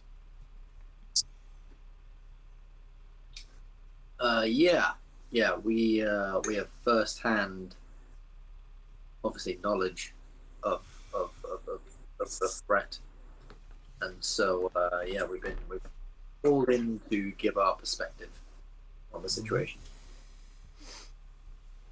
Okay. So, there are a large number of people, and you are ushered into the council chambers once more. Again, you find the room transformed. It is in the similar guise to when you first entered. There is a large round table in the centre, but it is much larger to accommodate so many extra people. There are the 12 councillors, as well as representatives from the head of each individual state. There is Reshi there in his traditional purple robes. King Fargrim and Prince Brotor are there. King Corwin Saxon is there. All these people are introduced to you in turn. Lady Thamiel Glace is there. Cora Greenhill is the old halfling woman. Queen Riedel, and Boovie Muddenbrook, as well as you can see a number of royal guards in the room. You were introduced to Nimbara Temperance, who was the red-skinned tiefling you saw the night before. Scalebearer Pyronix, and Lady Kura is also there. And you are also all offered, or shown seats at the table to the side of Genevieve. So a very long meeting begins to take place. Many dwarves are called upon to talk about what they experienced, and there are lots and lots of reports from scouts, some in person and some written. A handful of human and elven ones do report in from the people you rescued, as there is a generally, by the end of it, you guys are quite bored, and there is a lot, a lot of repetition, things you guys know, and eventually it's, it all gets to the end, and Lord Celtigar turns to you and says, "I think there is just one more set of people we need to hear from. Our three, I don't even know what to call you, mercenaries who were so instrumental in the saving on bringing this valuable information to us. As we know, we've lost many individuals. The lack of precise information regarding the desert itself is not being very helpful." And he turns around and looks at Azagrat and Ashika, the two tieflings on the council. "I do not appreciate the challenge. Our secrets, our home is under threat. We will not go bandying about any more than we have to." Who will not what?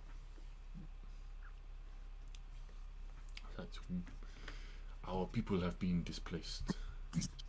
Dozens, thousands, hundreds have fled the desert. As far as I can make out, we are doing very little to look after them. Just left scattered to the winds, kicked out of our own. Wait, but is he not telling them anything about the desert? Well, we can do that. So,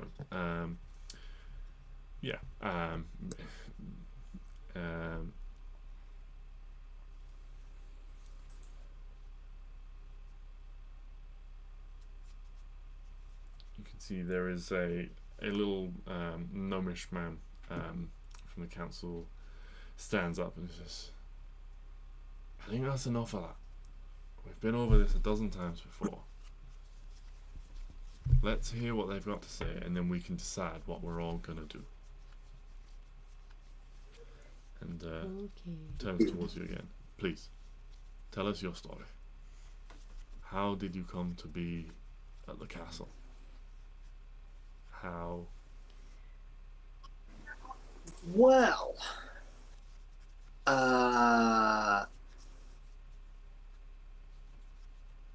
so to start with, we decided to up and go. Obviously, yeah, to the castle. So what we did was, well, where did we go first? Did we go? We went at Rosen's End first, weren't we? We don't necessarily need to RP this all the way through. This is basically them interested Alright. in exactly how you got through the desert. As you Right. have heard from a lot of scouts reporting already, they had immense difficulty because food would spoil unnaturally quickly. Finding water was a challenge for large groups. You know, those are the details that are getting reported. So they're interested in how you guys did it. Magic. Oh, right, yeah, I can do this. And I'll just create food and water and create, like, some jugs of water and, like, fruits. We got baked vegetables and stuff, like, in, like, a circle, sort of all around me. Yeah. I would like to produce 10 good berries. Ooh. Whether or not those are actually better than all of this. But, yeah, generally, just magical abilities. All this can feed about 10 people for a day, fairly comfortably. Or, like, 5 horses. It's also pretty good. We got through doing that. We had a cart, we had horses, and an elk. And yeah, we made our way through. We are happy to report that on our travels, we found allies in some fire giants. They have agreed to help us when the time. They're currently working for the enemy, but they have agreed. We did a job for them, and they have agreed that, you know, right now they have to lay low, but when the time comes, they will. You know, they're not necessarily doing anything bad against us. They're just mining. And then, yeah, and giving up some people and taking some people from towns. But they said they're going to try and, you know, slow that down and stop doing that. And then when the time comes, they're going to join us out. We helped out some tieflings with some water problems. There are still tieflings there. They're very upset. Went into the big bank, library, didn't steal anything from the bank. Like to make that clear. Didn't we? And actually found the castle. I'll explain the castle and the outside camp and the four They have places and stuff like that. Yeah, they have a lot of questions for you. It's like about, particularly about where things are located, about how long it took you to get places, terrain, things like that you can all answer from your experience. They spend a lot of time questioning you about where the giants are, how to if they can contact them, who of the giants to contact, that sort of thing. And they arrange to send, once they get that information, they arrange to try and send a small group of emissaries to the giants to make contact that way. Also mentioned about the UNT and how I think that dwarves would be good to put against them because obviously they like poison and stuff. And give anything towards like the arms and armor of the undead that we saw, and like the whites and stuff that we fought, and just people we fought in the past. Like, when you start talking about how many, sort of like the enemy's capabilities, Lord Celtigar steps in and he's like, this is good information. We need to decide how big a force to send. We need to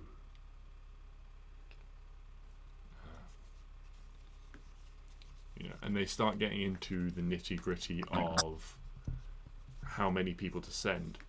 Do they need to start does there need to be any conscription? If they're sending a lot of people, that will require more food and more time and more preparations. And you guys are asked to weigh in on this. You know, they question you more precisely about the numbers, about the enemy's capabilities. I can help with that.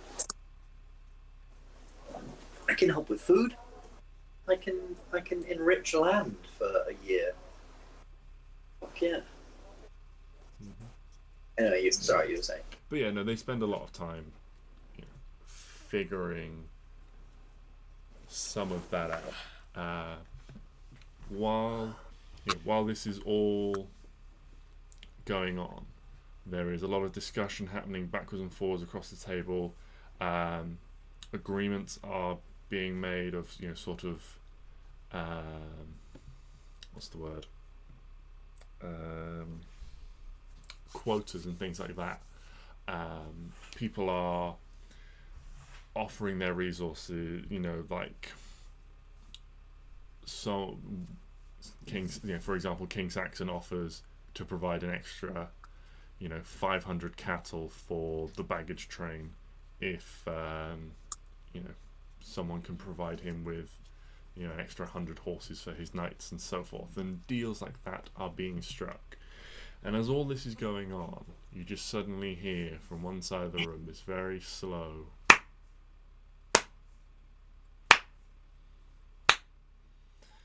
and everyone in the room looks around as this loud, slow clap cuts through all the voices.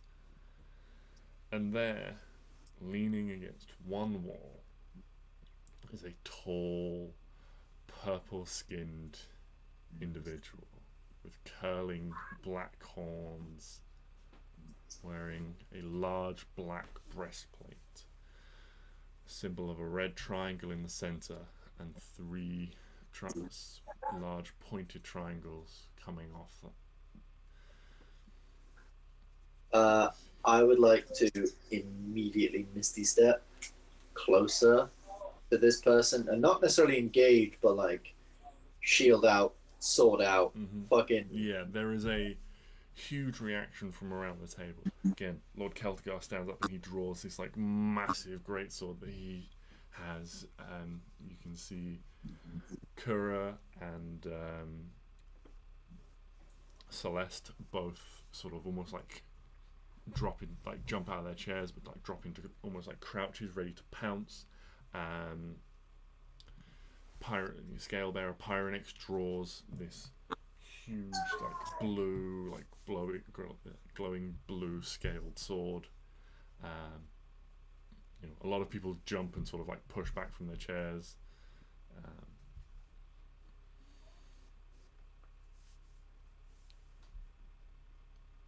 This figure just slowly just stops clapping. It's like, well, this is all very interesting. And they slowly just step across the room, their feet making no noise on the floor, approaching the large circular table. Because I'm stood fairly close to them, can I like try and get in his way instead of stop him from moving too much? I want to somewhat be like controlling, keeping him in this corner, keeping him back, kind of thing. You attempt to get in his way, and he just carries on casually walking towards you. And even as you're there with your shield out, he just walks straight through you. Oh, what the fuck? Oh, so he's just like a vision. Illusion. Just walks up and you can see he takes a step in thin air almost, and then steps up onto the table and begins to walk into the center of this table. It has been very interesting hearing about how you're plotting and planning. How many people you're going to kill trying to stop me. 1,000, 10,000. And why? They don't have to die. Can I know what I'm doing? Can I divine sense as he's speaking, just to see if he is like truly here? Ghost. Yeah, you Do I- do divine sense, and you don't pick up anything at all. Ah, shit, yeah, this is an illusion or something. Oh, fuck. If you will permit me to add one more voice to this council, why commit at all? Offer me what I would like. Meet my request, and we will all prosper equally. Alright, Stalin. Let me ask you all this one question. Do you even know what I'm doing? No. None of you have taken the time to consider, the time to ponder, time to even understand that I am helping you all. What I do is ask for a small sacrifice from the people here to eradicate a much bigger threat. How many of you are familiar with demons? I know you have your tales and your stories. A few of you maybe have seen one, a lesser demon here or there when it escapes to your material plane. But you have no idea the scale and threat. An endless war rages in the abyss. It is only that war that keeps them from flooding here, taking every man, woman, and child and putting them to the sword. And killing a demon here does nothing. No, slaying a demon here just returns them to where they came from. But if you take the fight to them, offer me your swords and your soldiers. I will take them in battle, put them under my command, and I will lead them to glory and rid the world of an ever-present threat once and for all. The banners of my queen will rise once more. She will be set free, and with her in our vanguard, we shall be victorious over the demon spawn eternally. My price is this. Excuse me, Mr. Balsam, sir. This is impressive. 5,000 men from each of you, and then 1,000 per year that the campaign draws on.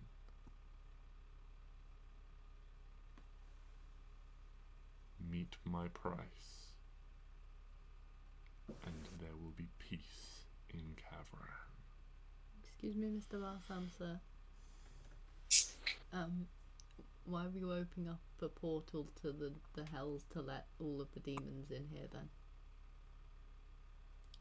You foolish child. Oh, he Demons wasn't. that come here.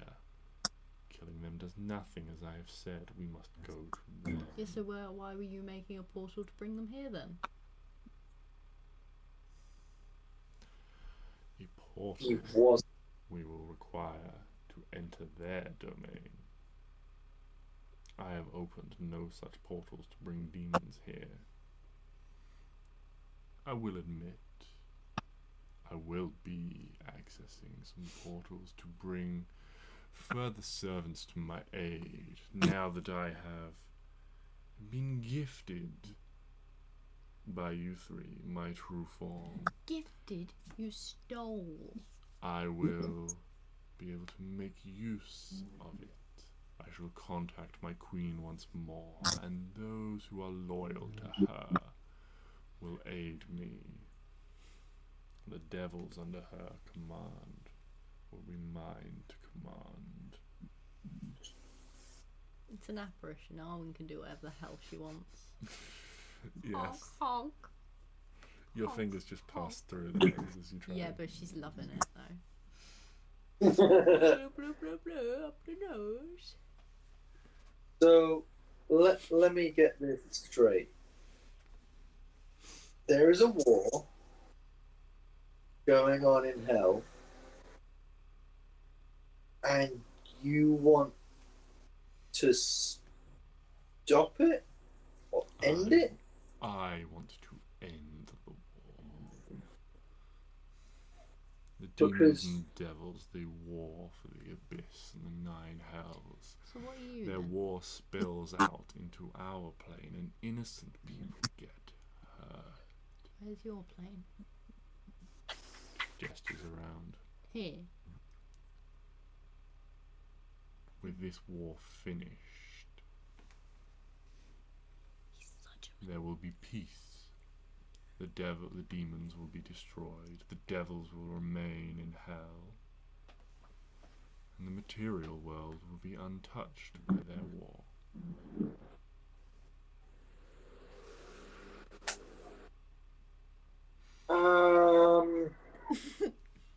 Let me ask you one question. Do you support demons? Or do you wish to see them vanquished? I want you to go away. I'm not Oh, going anywhere, my God. so I still have a purpose and serve my You queen. ain't got no purpose on this plane. Hold on. If you do Your not queen. meet my demands, I will take every man, woman, and child. This country is not the only country on this sphere of existence. I will sacrifice this land if I have to for the greater good. Wait, the earth isn't flat. How little you know. Huh.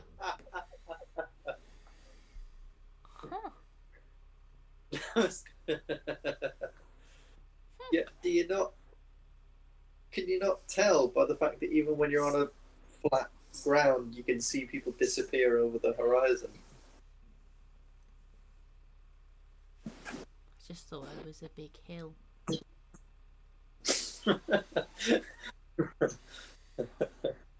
Like the Earth was more of like an inverse bowl. Yeah. I will give you 6 months. Ooh. You can consolidate your forces, reach your decisions, and send your men to me. If you do not, then I will consider us at war. Okay. And with that, the figure revolves on the spot. One question. Yeah, Wait, one question. I'd just like to ask him before he goes. I was looking to say, how do you plan on ending this war? Like, we can't just send men to you without knowing what you're going to do with them. Are you just going to go into this demon war, this massive war between demons, and then just wipe both sides out? Is that your plan? Because if so, that is a foolish plan. How you get 2 sides of a demon war against you, and sure, they might still fight each other. And what makes you so special is to lead them? Why can't any of us lead them? You've seen the power I hold over life and death in this world. Use your imagination, boy. What do you think I can do? If you can, Power of life and death over demons. Yeah, bad thing. You can't do anything that I can't. And he revolves on the spot, and the illusion disappears. Ew. Well, fuck. Lucky man.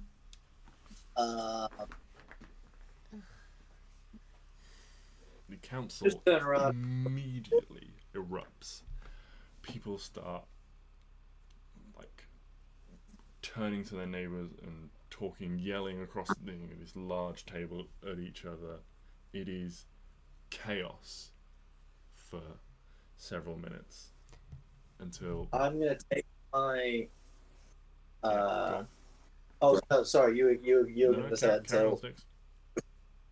I was gonna say Stix sort of takes his sword, casts Thunderous Smite on it, but doesn't like attack a thing. Yeah. It'll allow me sort of like just taps it on the ground. Yeah, no, that's great. Yeah, so this Boom. thunderous boom radiates out. You can see there is a bunch of shocked looks as silence suddenly falls, but there are several people around the table who have looks of respect, you think, for taking control of this situation. Is there anything you want to say at this point? Yeah. So look, no matter what he's offering, no matter what he thinks he can do,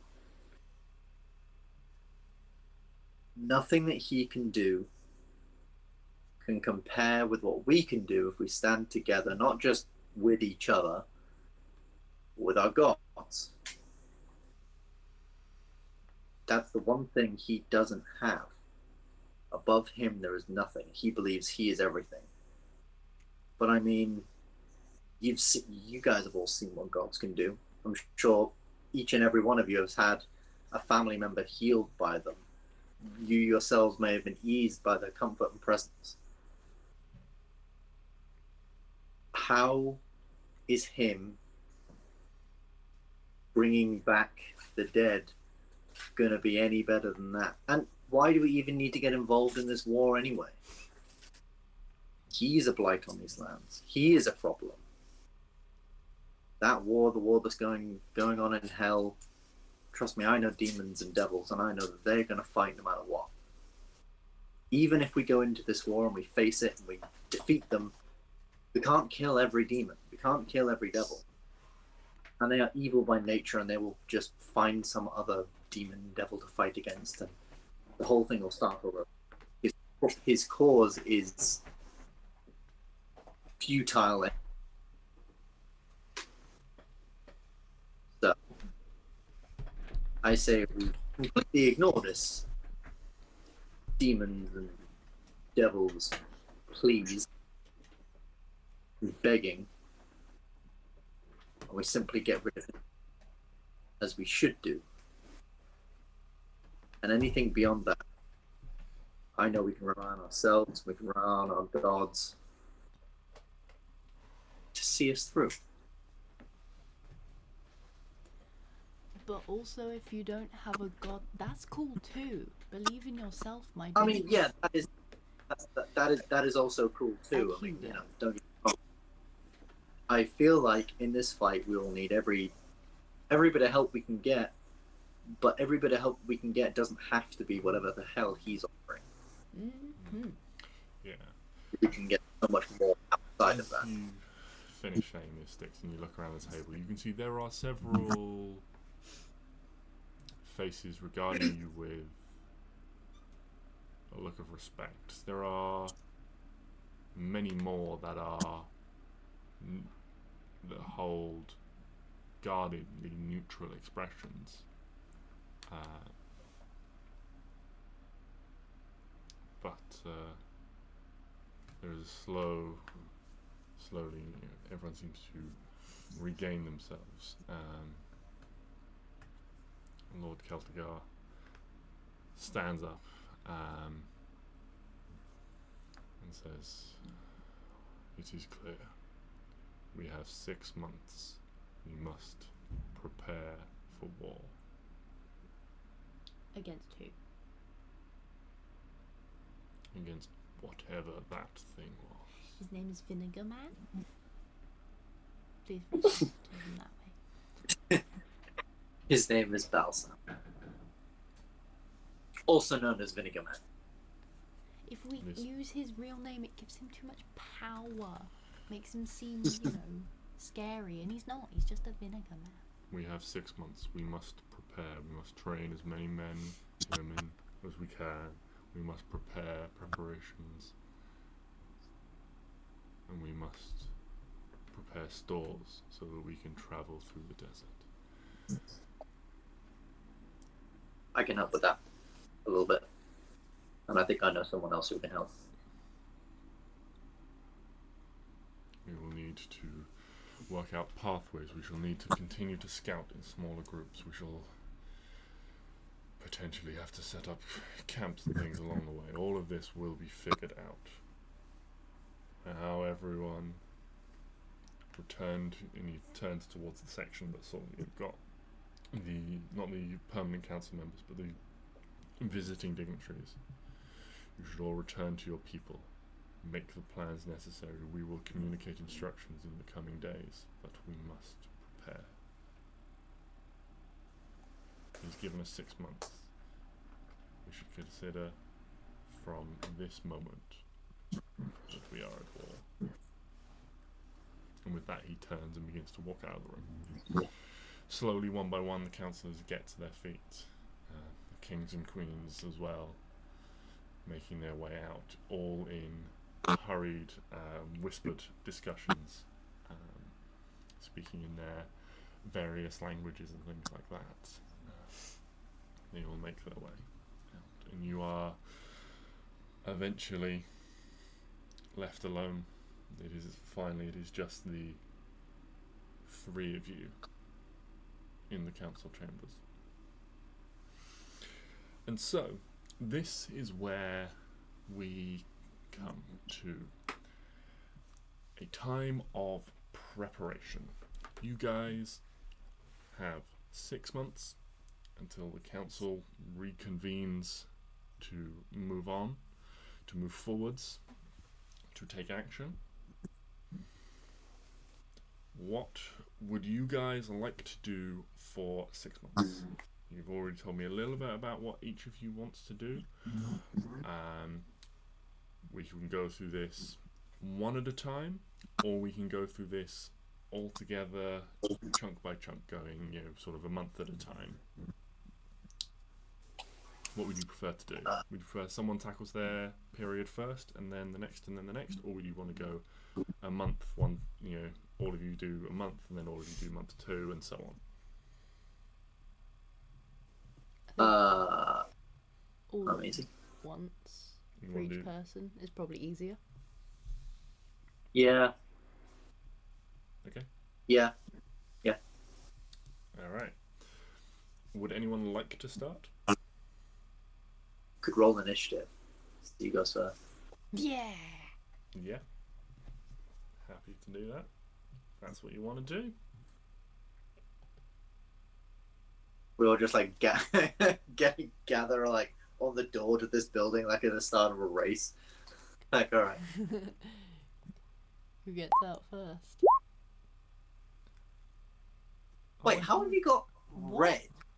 Yeah, 21. Arwen's got advantage, so she rolls twice, and one of them is a natural one. So that's how. Right. I see. Arwen's got a plus 20. That would be terrible. Oh, that's really close. Alright, Arwen, it looks like you're going first. So, what would Arwen be doing for these 6 months? What have you written down? So, you told me that you Yeah. wanted to... There was a couple of people you wanted to visit? Yeah. Okay. So, would you like to start? Who would you like to go and see first? I go and see Helga. Okay, so you're going to go and see Helga. And just a reminder, who is Helga? She was the orc priestess in Hengersforsa. No. No.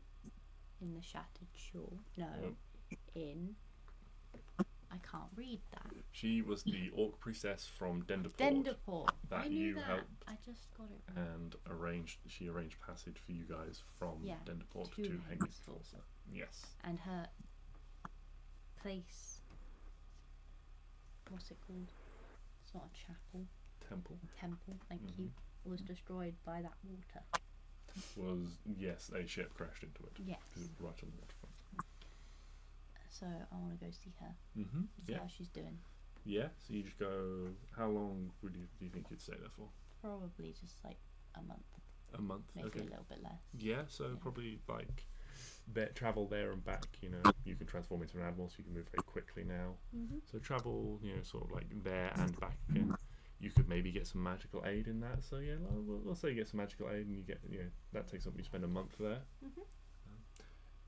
Anything in particular you want there, or are you just a social visit? Yeah.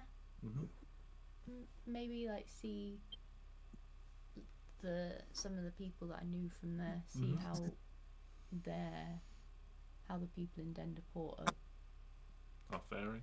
Yeah, and what they're doing in this whole thing. The city seems largely unaffected, but you go and spend some time. Helga is very pleased to see you again, having not seen you for nearly 4 months at this point.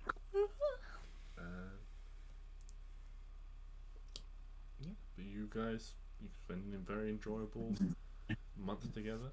And she goes about her priestly duties, and then to spend time together in the evenings and things, and during the day, and you can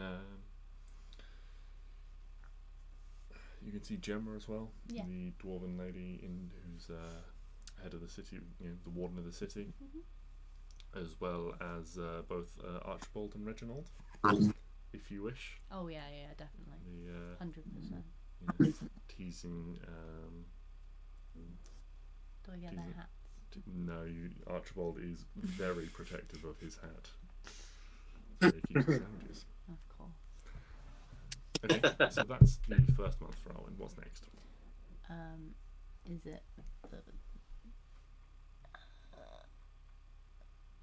You said there was someone else you wanted to visit. You said. Yeah, it's just that you've put down. Yeah, okay, that's good. Yeah. Well, if there's anything else. No, I just want to see. Yeah, I was just making sure that I wasn't saying anything that's different. You can say new stuff. It's fine. I don't have any new stuff. Okay. I want to see Matilda. Okay. So We're gonna be it takes friends. you a little bit of time. So I'm assuming you go basically straight from Yelion to Denderport. And then from there you're looking for Matilda. Yes. Now you might remember that she mentioned she was initially from Goldthal, who is right on the opposite side. Hell yeah. But with if you're looking to travel with some help potentially from Reginald, you can travel relatively quickly into the area. It takes you maybe a week. Yes, go on. Can he do summoning? No, not summoning circles. Sending? No, like the teleportation circles. Yes. Can I teleport to our house? He can't do that because he doesn't know the circle to your house. I have the balls. Yeah. Oh yes, you could use that, and he could teleport you to Rosenzen. Yeah. Okay. Yeah. And then I can check on the little vampire man. Okay. Yes. So you head back to Rosenzen, where because that'll be easier to get to the thingy from. Yeah, if you wish. So yeah, you head back to Rosenzen, and see Regis. Yes, and Chappie. And Chappie. Obviously. Okay. Just want to see how I'm doing. Yeah. So you meet back up with Regis. He has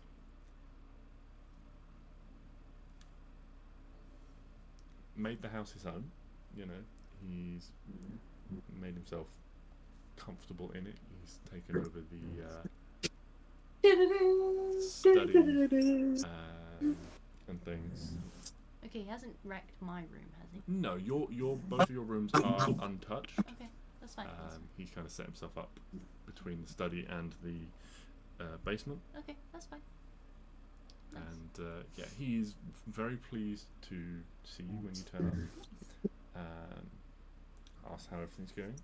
Ask after Neo. Oof. Which, depending on whether or not anyone else would have gone to Rosenzen in their first month, is Yeah. he may or may not know, but we'll just handle it now. He is very upset to hear about the fate of Neo. But he tells you that he and Chappie get on very well, Good. except for the fact that Chappie won't stop cooking him food. Aww. And as much as Regis tries to get him to stop, tell him he doesn't need food, tell him that he doesn't eat normal food, you notice that in the kitchen there are about 24 cookbooks, as Chappie has kept buying more and more exotic cookbooks, trying to find food that Regis will eat. And so Regis is just spending his evenings like kind of just feeding the homeless in the city with all Chappie cooking. I need to give Chappie a hug. He does also tell you that he did, does it confess that he did end up killing 2 people who broke into the house. He feels quite guilty about it, but he said he only did it because they were threatening Chappie. Oh, you're the Bastard.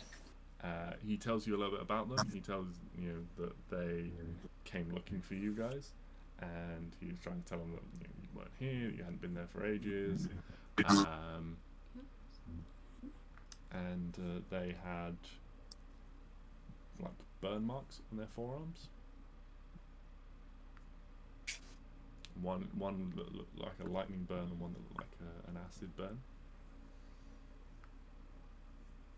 And Tiamat people. you can surmise that these are people from the Jasper Otter who you broke into unsuccessfully, who eventually came looking for you. Oh. Oh, that's fine. You can But Regis now has some lovely bottles of wine that he tells you not to drink. Oh, well, that's fine. That's absolutely fine. Oh.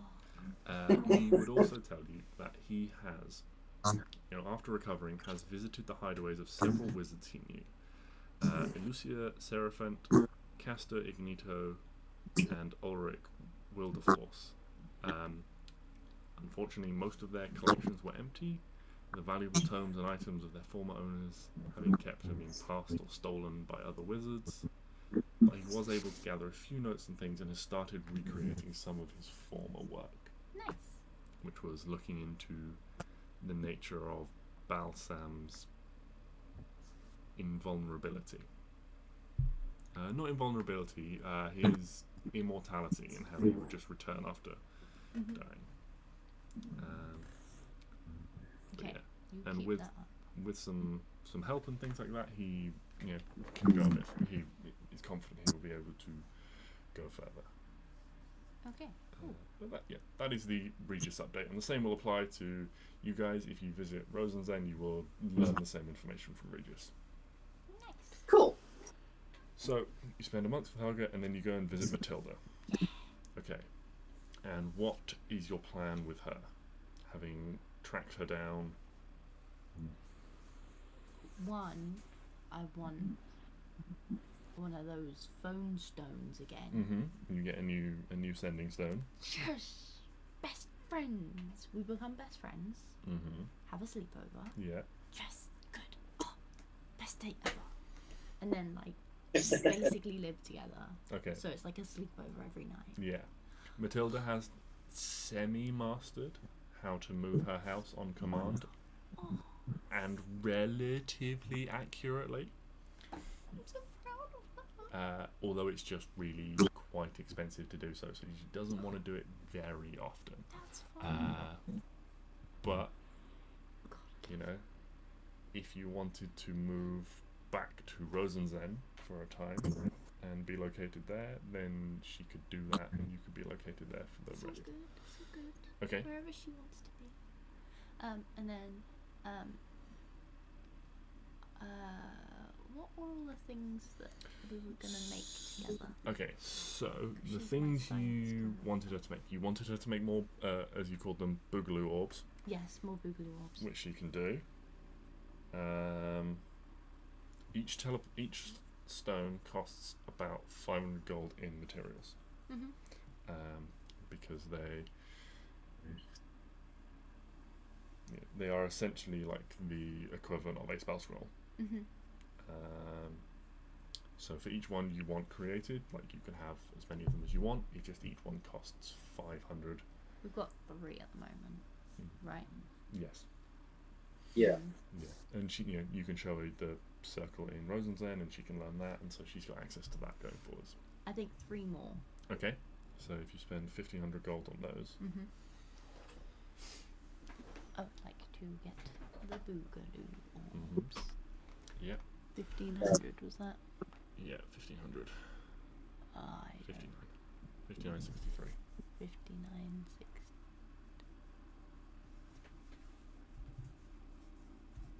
Thank you. Okay.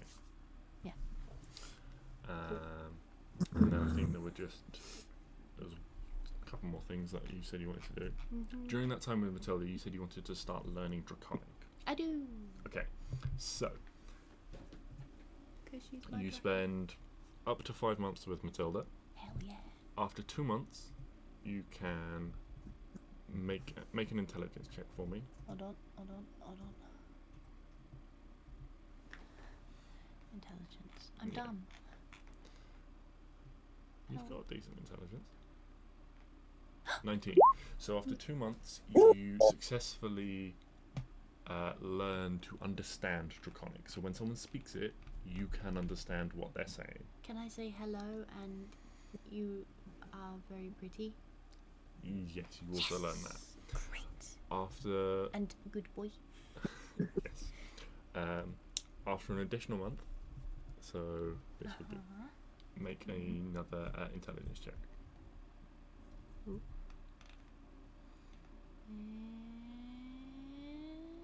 Intelligence.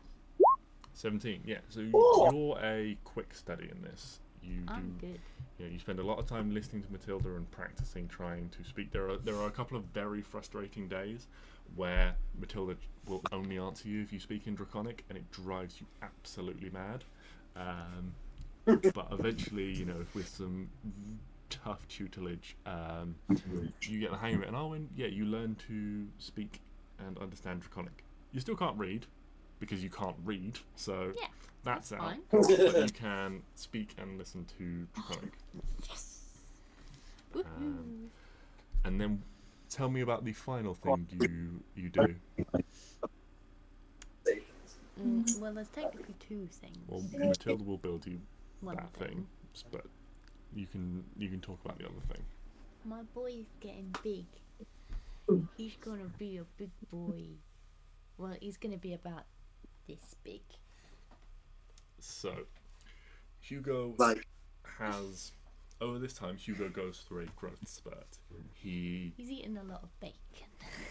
he increases significantly in size, and he becomes a significant threat to people and things. He is no longer the size that Arwen can carry around under her coat or on her shoulder. oh shit! Hugo is going to become a sidekick character. Oh So- shit! Oh, And sweet. Okay. to protect him, Yes. Matilda builds a device that when the wearer is rendered unconscious, they are pulled into a pocket dimension to recover. The item is essentially linked in a pair, so Hugo wears one half and Arwen wears the other. So when Hugo is knocked unconscious, he is pulled in to an item that Arwen carries, and when Arwen completes a long rest, Hugo will return. Essentially. Ah, So I can avoid making Abby cry by accidentally killing Hugo. But this, like, he is essentially locked in. So the downside is if he's reduced to 0, there's no recovery, there's no healing him. He's just out until you complete a long rest. So if you guys end up in an encounter and then something happens, you could then be down a sidekick and for the next encounter that day. So that's the sort of risk reward where without him things might be harder. Is he like a wormling? Or yeah, basically. So his stats aren't of a wormling; they are of a sidekick, of the appropriate level. So he has the appropriate amount of survivability, and he's not a burden. He's never a burden. No, but if he had like 30 HP, he would be more squishy. I gave Abby 2 options. I gave her the warrior stat block and the expert stat block. She's gone with the expert, so Hugo is more of a utility and helping you guys than a combat threat, learning from the stealth and sneakiness of Arwen. And Klari, if there is any overlap there. I mean, he's we can like give yeah, that's cool. But he's always going to be out unless he's been down. So he's always going to be walking by our side and stuff. Yeah. So he's always there. Nice. So he will become a medium creature. He's too small to ride in combat and things like that just yet, but he will be like a medium creature, like a wolf or something like that. And he can like properly fly now. I'm assuming he has like 30-foot he's flight got a speed. fly speed and everything. Matilda's a great dragon teacher. Fucking so love it. I believe that's everything for you that Arwen covers in 6 months. Okay. Next we've got Stix. Where would you like to start, Stix? First thing I do, literally almost immediately after we leave that meeting. Yeah. I go out and I find whatever farmland. Well, I go out, I summon Elvis, and then I fly around and find whatever farmland is around here, this place. Yeah. Assuming that this place, Yelion, is going to be part of where, because it's where the council are, part of the army is being somewhat gathered. That's what I assume. And therefore I'm going to go down there and I'm going to use all 3 of my third level spells to enrich the land in a half-mile radius. So I get 3 miles circles, like mile diameter circles. Doesn't this take you 8 hours? Yes. So you spend a day. Yes. They said we needed to be prepared. We need to be prepared. So Stix literally spends the first entire day just sat there enriching land. I mean, Stix, you would know from the discussions and things that went on that they have druids and things like that that would be making this effort as well, you know. Yes. Yeah. And then I come back and I'm assuming everyone's pretty much gone. I'm like, oh, well, see you later, guys. So, first things first. Stix takes his metal stuff and to Rosenzen. Takes Starfall metal. Starfall steel. Yep. Go to Rosenzen. Gives the Lord Motzignir and says, "Hey, bud, how's my spear coming along? Here's some more material." So it is finished. If you want to pick it up at its first stage, before he'll do any more work on it, you need to pay him 1,000 gold for the first stage. That is perfectly fine. I have 500 if platinum. you've got more Starfall steel, he will offer you the same thing. The second stage will cost 4,000 gold. Will take some time to do. But he will upgrade it again. Do you know how to add a keyboard to your computer, like the touch keyboard or whatever? Because currently We only have the mouse because the laptop's way down there. Okay. Well, I'll pay him the 1,000 gold. The first. Yeah, gold. he'll offer you the same deal that you can pay it upon collection, you know, and he will own the spear until you return with that. Cool. So did you say the second one was 4,000 gold? Yes.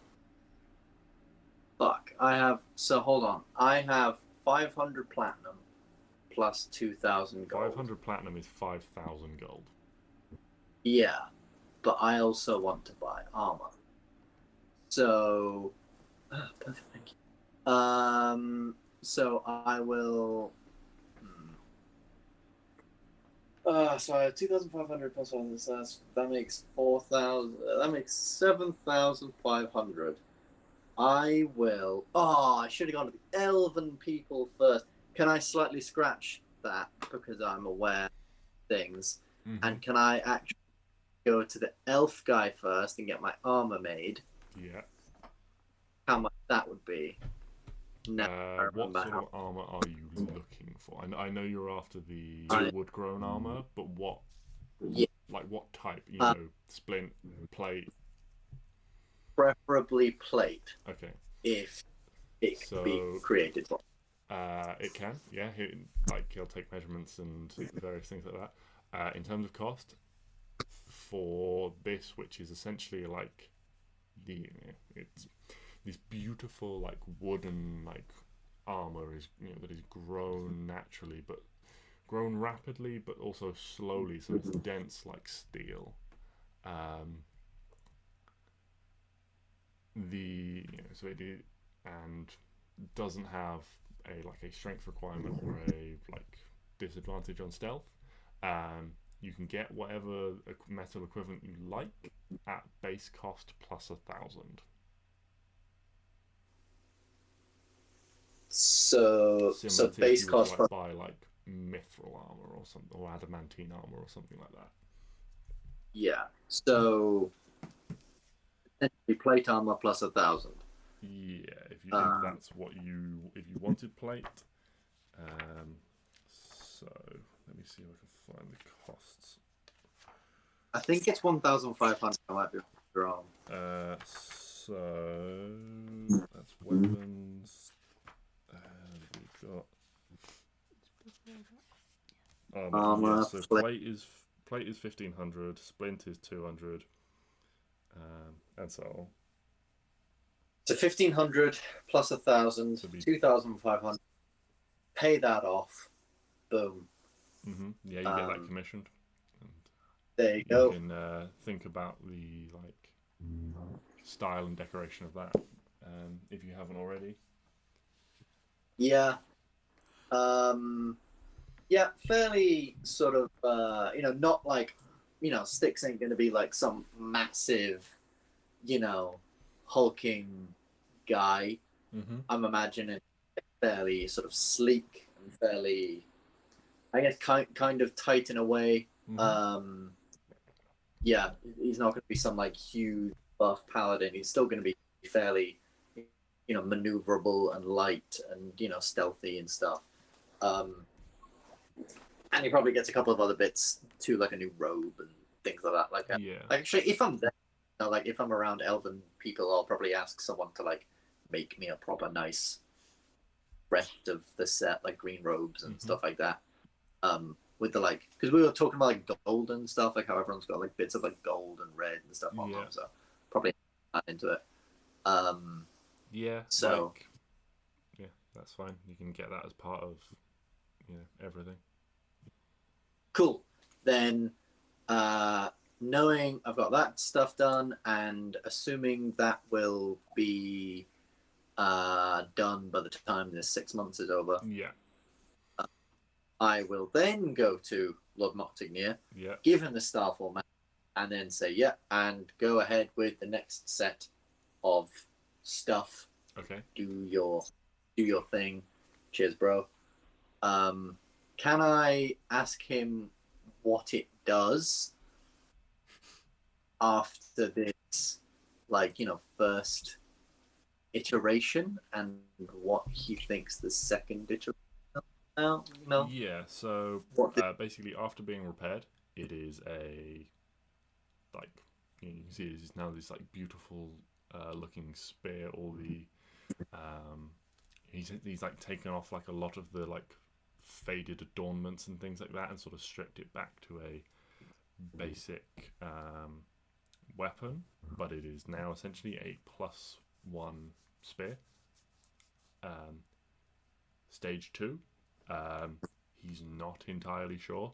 He will tell you that the legends around it were that it had wind-based capabilities, but he doesn't know exactly what it does, and or what it did. So he can't tell you that once it's upgraded, if it'll have exactly those properties again and exactly what they'll be. That's cool. In terms of mechanics, I can tell you'll be getting at least a +2 weapon, well, a +2 weapon out of its second iteration. Yes, that's the word. Level or whatever. Yeah. Cool. If you're happy to go ahead and pay for that, I will send you exactly what it does. Yeah, I've already taken the money. Cool. I'll send you exactly what it does now then. So you can have a look at all the various things that it can do. Now it is like activated. The full mess. Oh, Ben's excited. He has a weapon with charges. 10 charges. D6 +4 charges at dawn. The charges can be used in a variety of ways. You can send 1 charge to request an attack with a concussive wave blasting attack and around you. 10 feet immune, DC 14 strength. You push back if a creature fails a saving throw. Also not prone. When you hit a creature with an attack roll, you can expend 1 charge to embed a ghostly copy of the spear in a target. When you hit a creature with an attack roll, you can spend 1 charge to empower the thrown range of the spear, increasing it to 40-60 feet. When you hit a creature with an empowered throw, 1 ghostly spear embedded in the target as an action. Activate all embedded spears, causing them to explode, dealing 1d4 for each spear. The ghostly spears are intangible magical effects, can be only removed by spell magic, an anti-magic field, or similar effect. Yes, JJ! Yes! Fan-fucking-tastic. Yeah. As soon as I like pick it up and I kind of like hold it, because I'm assuming the second iteration will take quite a while. Yes, it takes some time, but it is within those 6 months, so you can easily, with all your travel and things, sort that out. How long do you think the second iteration will take? Maybe like a month or two. Somewhere around maybe like 6 weeks, something like that. So Stix spends that amount of time in Rosenzen in the house. Yeah, we'll say everything. We'll say like you getting your armor and getting the second iteration of the spear. All of that is 6 weeks, so a month and a half. Yeah. So that leaves you 4.5 months to do other stuff. If you're spending that in Rosenzen, then you get the same information from Regis about his relationship, his growing friendship with Chappie. And the two cultists who broke in that he did kill and turn into vampire wine, aka bottles of blood. I think 2 things. Firstly, I apologize to Regis, and I tell him that I'm very, very sorry about how I treated you before. That wasn't cool. Turns out you're a pretty cool dude.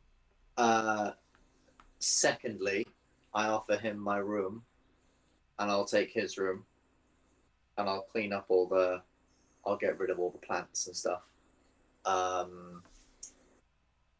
Because, Neo's not here anymore. It makes Stix sad. And to anyone who comes back to the house in the garden, now there's just fucking, flowers and overgrown vines and everything everywhere. It is like this. It's like someone has tried to fit all the royal gardens inside our singular garden. Excellent. And Frozen, when Elsa gets too sad and then freezes everything.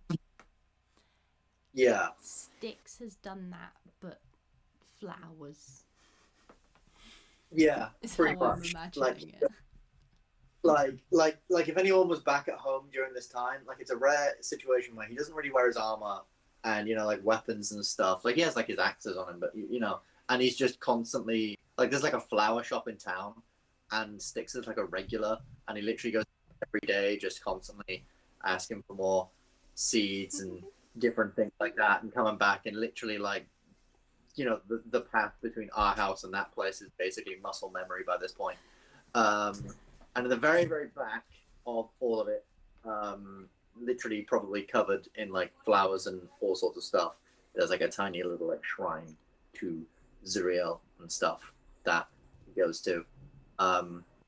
Yeah, and then so that time passes, and then Stix just gives Chappie some instructions to basically water the plants while I'm gone.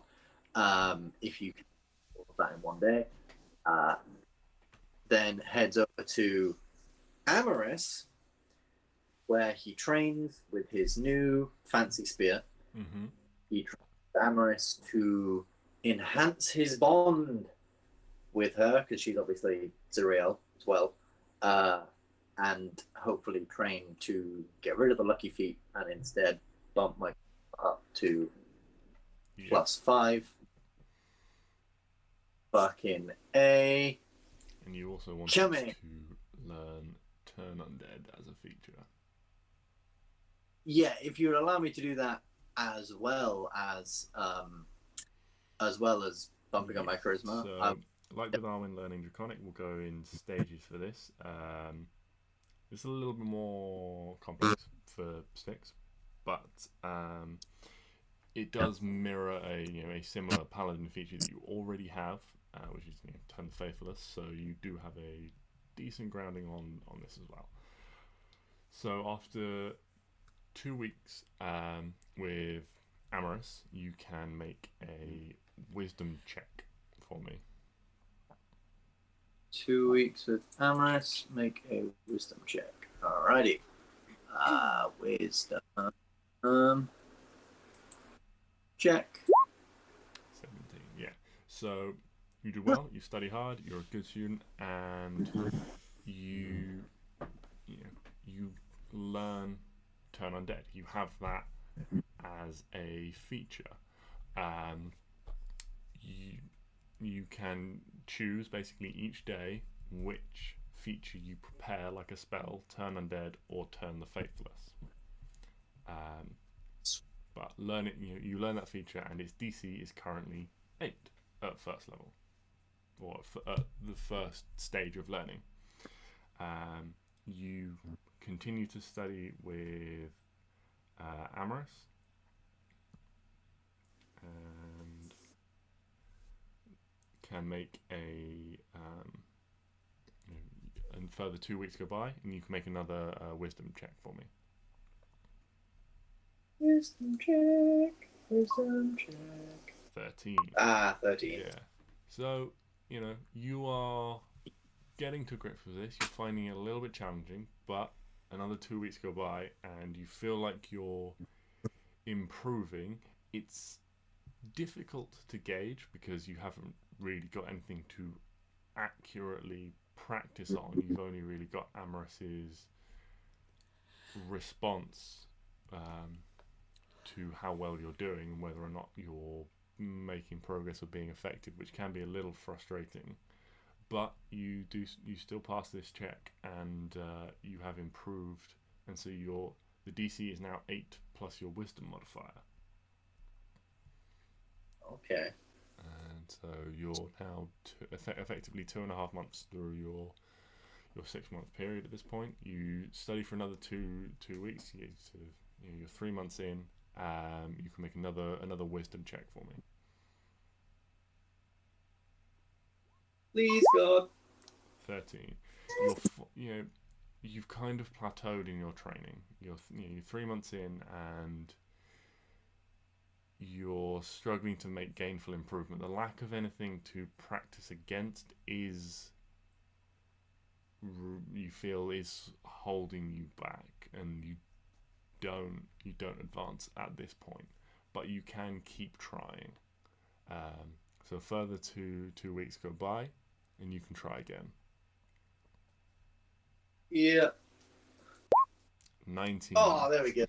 This time you are successful. You study with Amaris, and you apply yourself, and you slowly start to feel the change that's coming over you.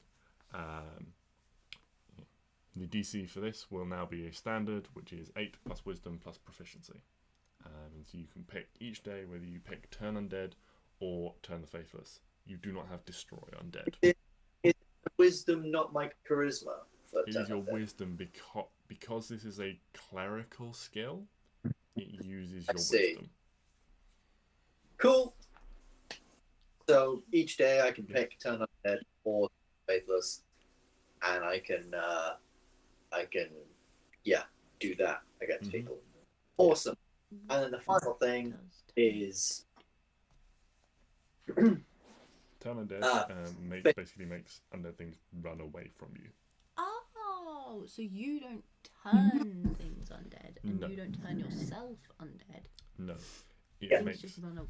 Yeah, if it fails the saving throw, it has to spend a minute running away from Stix.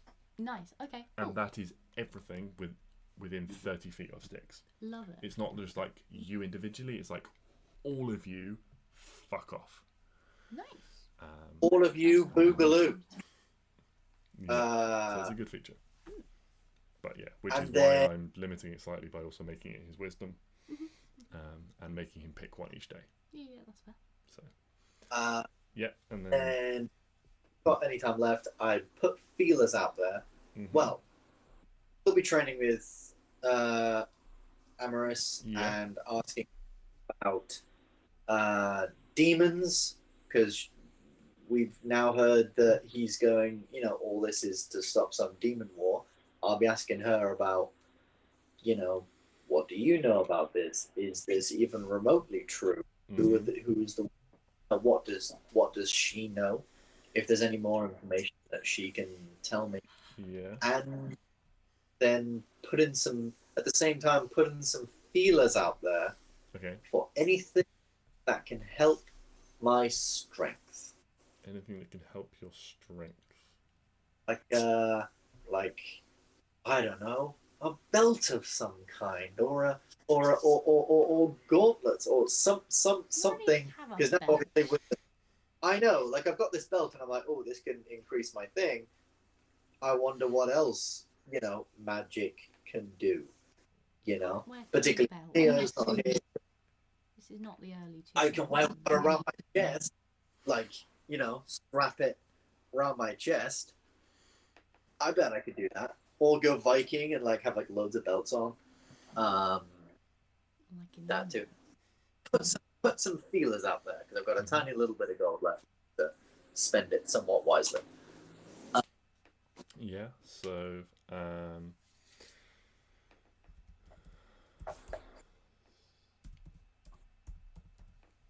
can tell you now, both of those strength-based items. Sorry, let me just pull up some stuff. Both of those strength-based items are attuned items.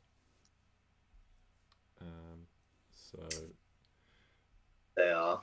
Do consider that. Indeed. Yeah. For a minute, I would need to get rid of. Ring of protection and a rover useful. Not a team. So yeah, I could get rid of the ring of protection or something. If it upped my strength, I would absolutely do that. But oh no, the armband of protection is also a team. Ooh, I'd probably get rid of it. Oh, I don't know. I have to decide, depending on whether I can. Don't know if I can actually get on. Yeah, apologies. I've literally thought of the strength thing. It's all right. I will look those up and tackle those with you later on. Yeah. No worries. Your gold amount is not going to change that much, but I will find the document I'm looking for later later on. In terms of demons, Amaris will tell you that yes, there is indeed an eternal demon, war that goes on the border between the Abyss and the Nine Hells that rages eternal. Sometimes it goes well for one side and they push and claim territory in the other side, but the treacherous nature of the creature, of the evil creatures of the Hells and the Abyss, just leads to betrayal, and any tentative hold in new territory is swiftly lost and turned back again, and so it continues. In her opinion, an attempt to ally yourself with one side in order to wipe out the other is foolish and will only lead to betrayal and backstabbing and defeat in the long run, is her opinion. Does she think that if we were to say defeat both sides, Stix's understanding of demons and devils is there's always more. There's always going to be more. They're always going to be found because there's always bad people, and there's bad. Sides, even remotely possible. What she'll say on that front is, imagine trying to kill every man in Kavran, every woman, every child, where they could hide, what little, in the mountains, in the trees, in the hills. You would have to root out every single one so that no one could ever have another child again. Imagine that, but for demons and devils. That is the enormity of the task. That's not fucking cool. And the final thing, we saw an image of, well, we didn't see, but some of my allies, well, I didn't see, but some of my allies saw like a chain demon, like a demon that was like chained up. And we think maybe Balsam reveres them or wants to get rid of them or something. We're not in sure. Do you know anything about that? And I'll try and describe that as best I can. That would Stix know the name? Because I know the name. You know the name. I mean, I'll say in that time, you've got a sending stone and various things. Of the Hell Lady. You can share that information. I also know sending. Yeah, I'll say you can share that information if Stix doesn't have a name. Yeah, I don't have a name. I don't think I was ever told. Zariel, right? Yeah, her. Much about her, and I'll just that stuff. Then. Cool. I will leave that question for the time being, as it may pertain to some of the information that Klari is planning on looking into, and we shall jump to Klari. I was going to say that's me done, so good timing. Where would you like to begin, Klari? First, I wanted to get a pearl worth 100 GP for a spell I have. Yep, that's no problem. You can easily pick that up. We have identified, bitches.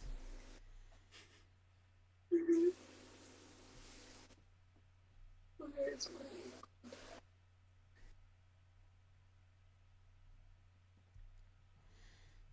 So I have down that there was several topics you were looking to research, as well as some places you'd like to visit. Yeah, so Perry wanted probably first, I suppose, to go to the library and just find out all the information she can on Balsam, if there is any out there.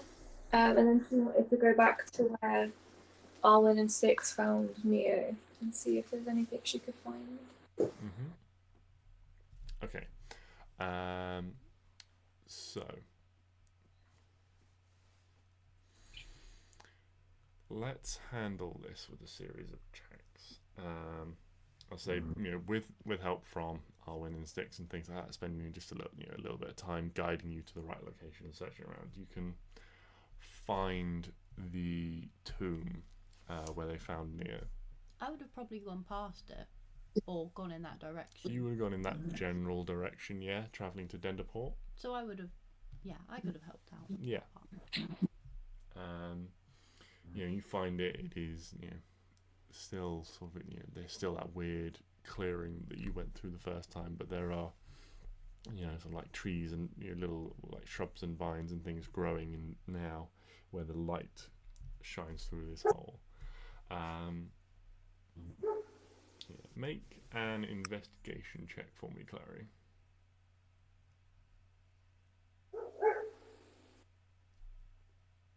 I'll say with advantage because you've got plenty of time to look over all of these things. You're not in any hurry, but you spend a lot of time looking around, and there's not a lot of information you find in this tomb in particular. There are small murals and things like that, but they are very weathered in time. What you do find is the 7 remaining statues that stand like pillars and hold up the roof in places. The only one, each one depicting a different race, the only one missing being the tiefling one. And they remind you of a style of the sort of the decoration, the imagery reminds you of some images you've seen before. When you went to the Shattered Shore, when you were in the floating islands of the Shattered Shore around Hengist Forza, you found some similar murals. And you rolled very, very well at that point in time to decipher their meaning. But it almost calls to you. And you find yourself inspired to go and see them again, and you travel to Hengist Forza once more, where you are welcomed by Reshi, by Zinda Farsight once more, and spending some weeks, some months exploring many of the floating islands. When you express such an interest in these murals, there are people who have spent time studying these, but the orcs have a very verbal history. They don't spend a lot of time writing things down, but you can take as much time as you like to move amongst these islands and almost piece together here the story that is to be told. And you find out that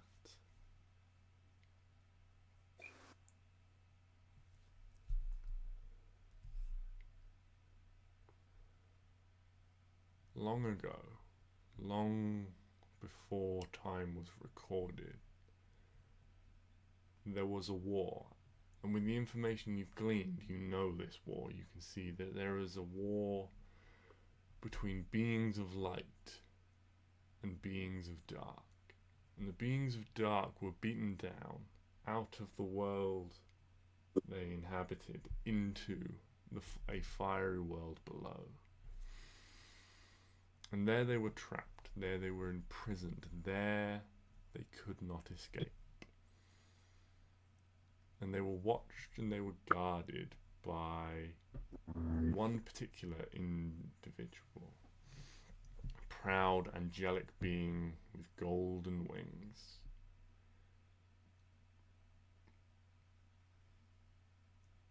And she watched over them, and as you piece together these murals, and it takes you days and weeks of taking sketches and making notes, you see that there is a story of the transformation of this guardian, this watcher, this angelic figure who slowly became corrupted by living in the presence of these beings she was set, these devilish beings she was set to guard over.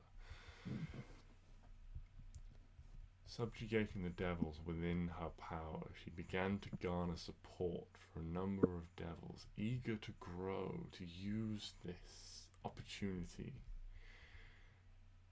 And what she did, she led an attack by using a faction that she'd garnered to her support, turned it against another, and set to try and wipe out the devils by turning them against each other. But peace between demons and devils cannot last.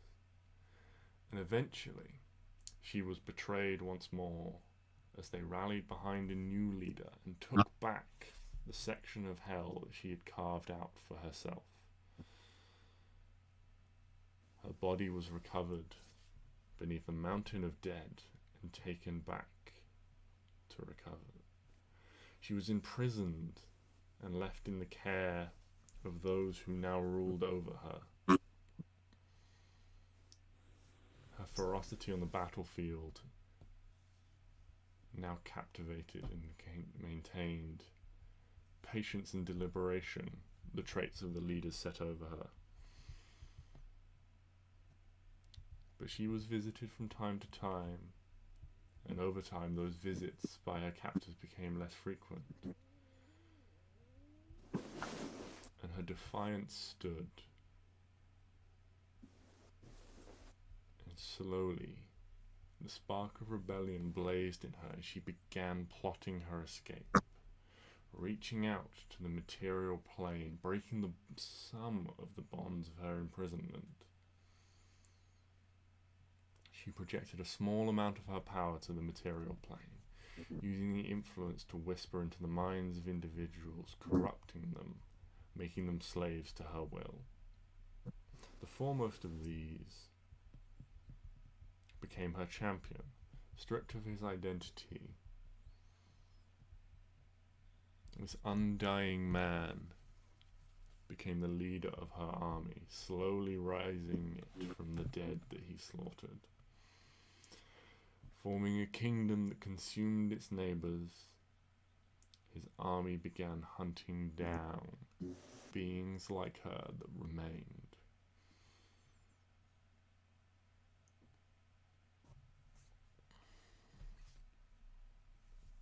And over your time, you gather this story and you learn its tale. And you learn in secreted away, hidden inside, you decipher the hidden meanings, and you learn that this creature, this angel turned devil, her name was Zariel. She created Balsam for the purpose of garnering forces to free her.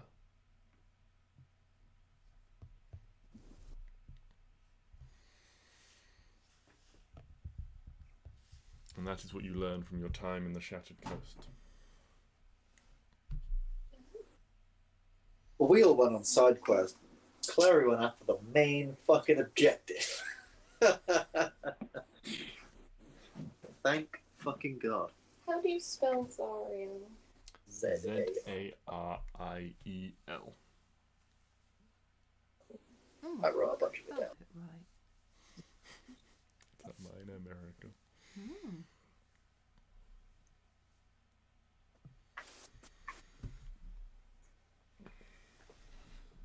No, go down, please. It's already Oh, okay. Just a question. Does anyone have any preference on who takes Stix and Lloyd Cedric? Nope. I am flying 99% of the time, so I'm good. I kind of assumed you would take them, or they would be kept here in the stables and kept happy. Considering traveling, they'd probably ask if you didn't mind if she took a horse. Yeah, which one would you like? Or do you want both of them so they're not lonely? Well, I mean, if she doesn't take one, are you taking one? Oh yeah. Yeah, okay, then either whichever horse you're not using. What's up to you guys? Yeah, you can decide whichever one you want. I don't know. You don't have to decide right now if you want to think about it. I might take Lloyd Cedric just because he's a bit depressed. Okay. Don't want him That's fair. bumming Claire And to be fair, out. like, Stix is going to be fucking travelling everywhere for your stuff, whereas Arwen just kind of goes to some places and then hangs out with a pen pal. Hell yeah. We're doing I very mean, to be important work. To be fair, like, that is like that, like, your 6 months is Stix's dream 6 months. Like, he wishes he could just spend the amount of like all the time, like, killing the fuck out. But Hell yeah. and you know, he tells himself it's because he's like loyal and real, but realistically, he doesn't really have any friends outside of you guys. He's just gone back to Aramis to be like, I guess I'll train. Well, you guys have been, taking these things very seriously, and all I've been doing is adventuring just so I can find friends to do sleepovers with. And you people want to, like fight and stuff. Leave me alone. Oh my god. The outing Arwen? Oh my god, that's so... I said nothing. phobia. I said nothing. I've had my suspicions about Arwen and Matilda from the beginning.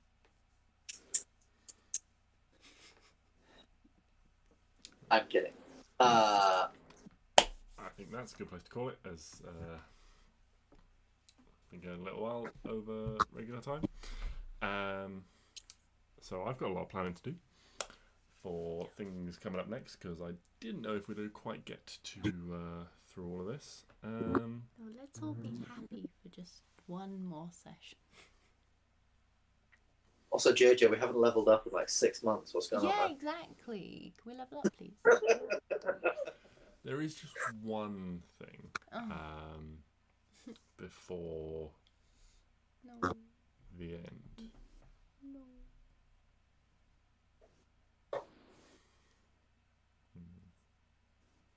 Someone roll a d6 for me. Not me. Oh, fuck it. Oh, I love it. I love it. I love it. I love it. There's the D6 button. 5. 5. Okay. So, Arwen, Hello. you are asleep one evening in Matilda's cottage/tower. Adorable. Where you're asleep in there is up to you. Whether you have your own room or whether you share a room. Whether you have your own bed or you share a bed. You can keep it to yourself or you can share it with the group. It's up to you. Sharing is caring. Okay? But anyway, carry on. Oh, okay. So, you are asleep, having some very pleasant dreams. You dream you are flying with Hugo. Sorry. And then the dream shifts. You find yourself flying through the sky on your own, and you come to land on the edge of a cliff, and there is a figure stood with his back to you, and he turns around, and you see Neo, not as he's become, but as he was, and he extends a hand towards you. What do you do? High five? As you make contact, a smile spreads across his face, and you know in your heart that this is Neo.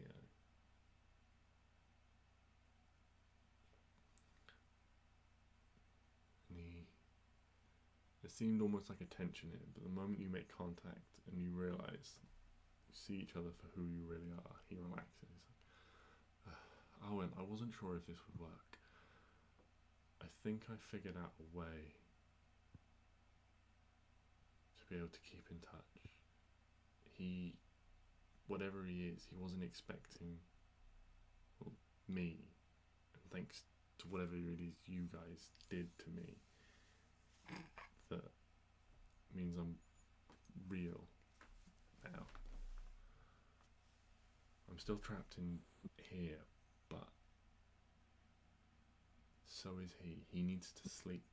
He wasn't expecting this, and that makes him vulnerable. I can use this time. I can use some of his power while he sleeps. I can keep in touch. Not always. I need to be careful.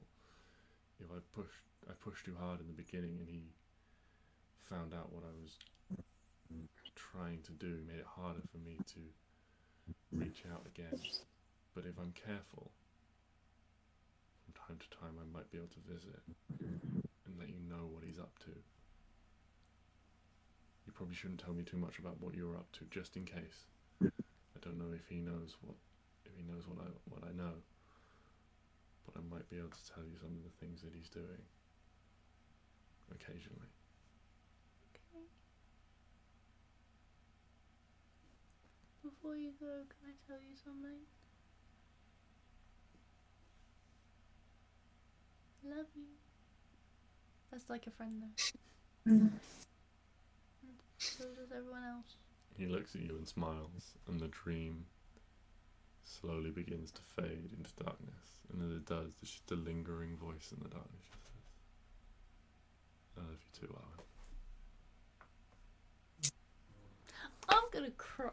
And I think that is a poignant moment to end on.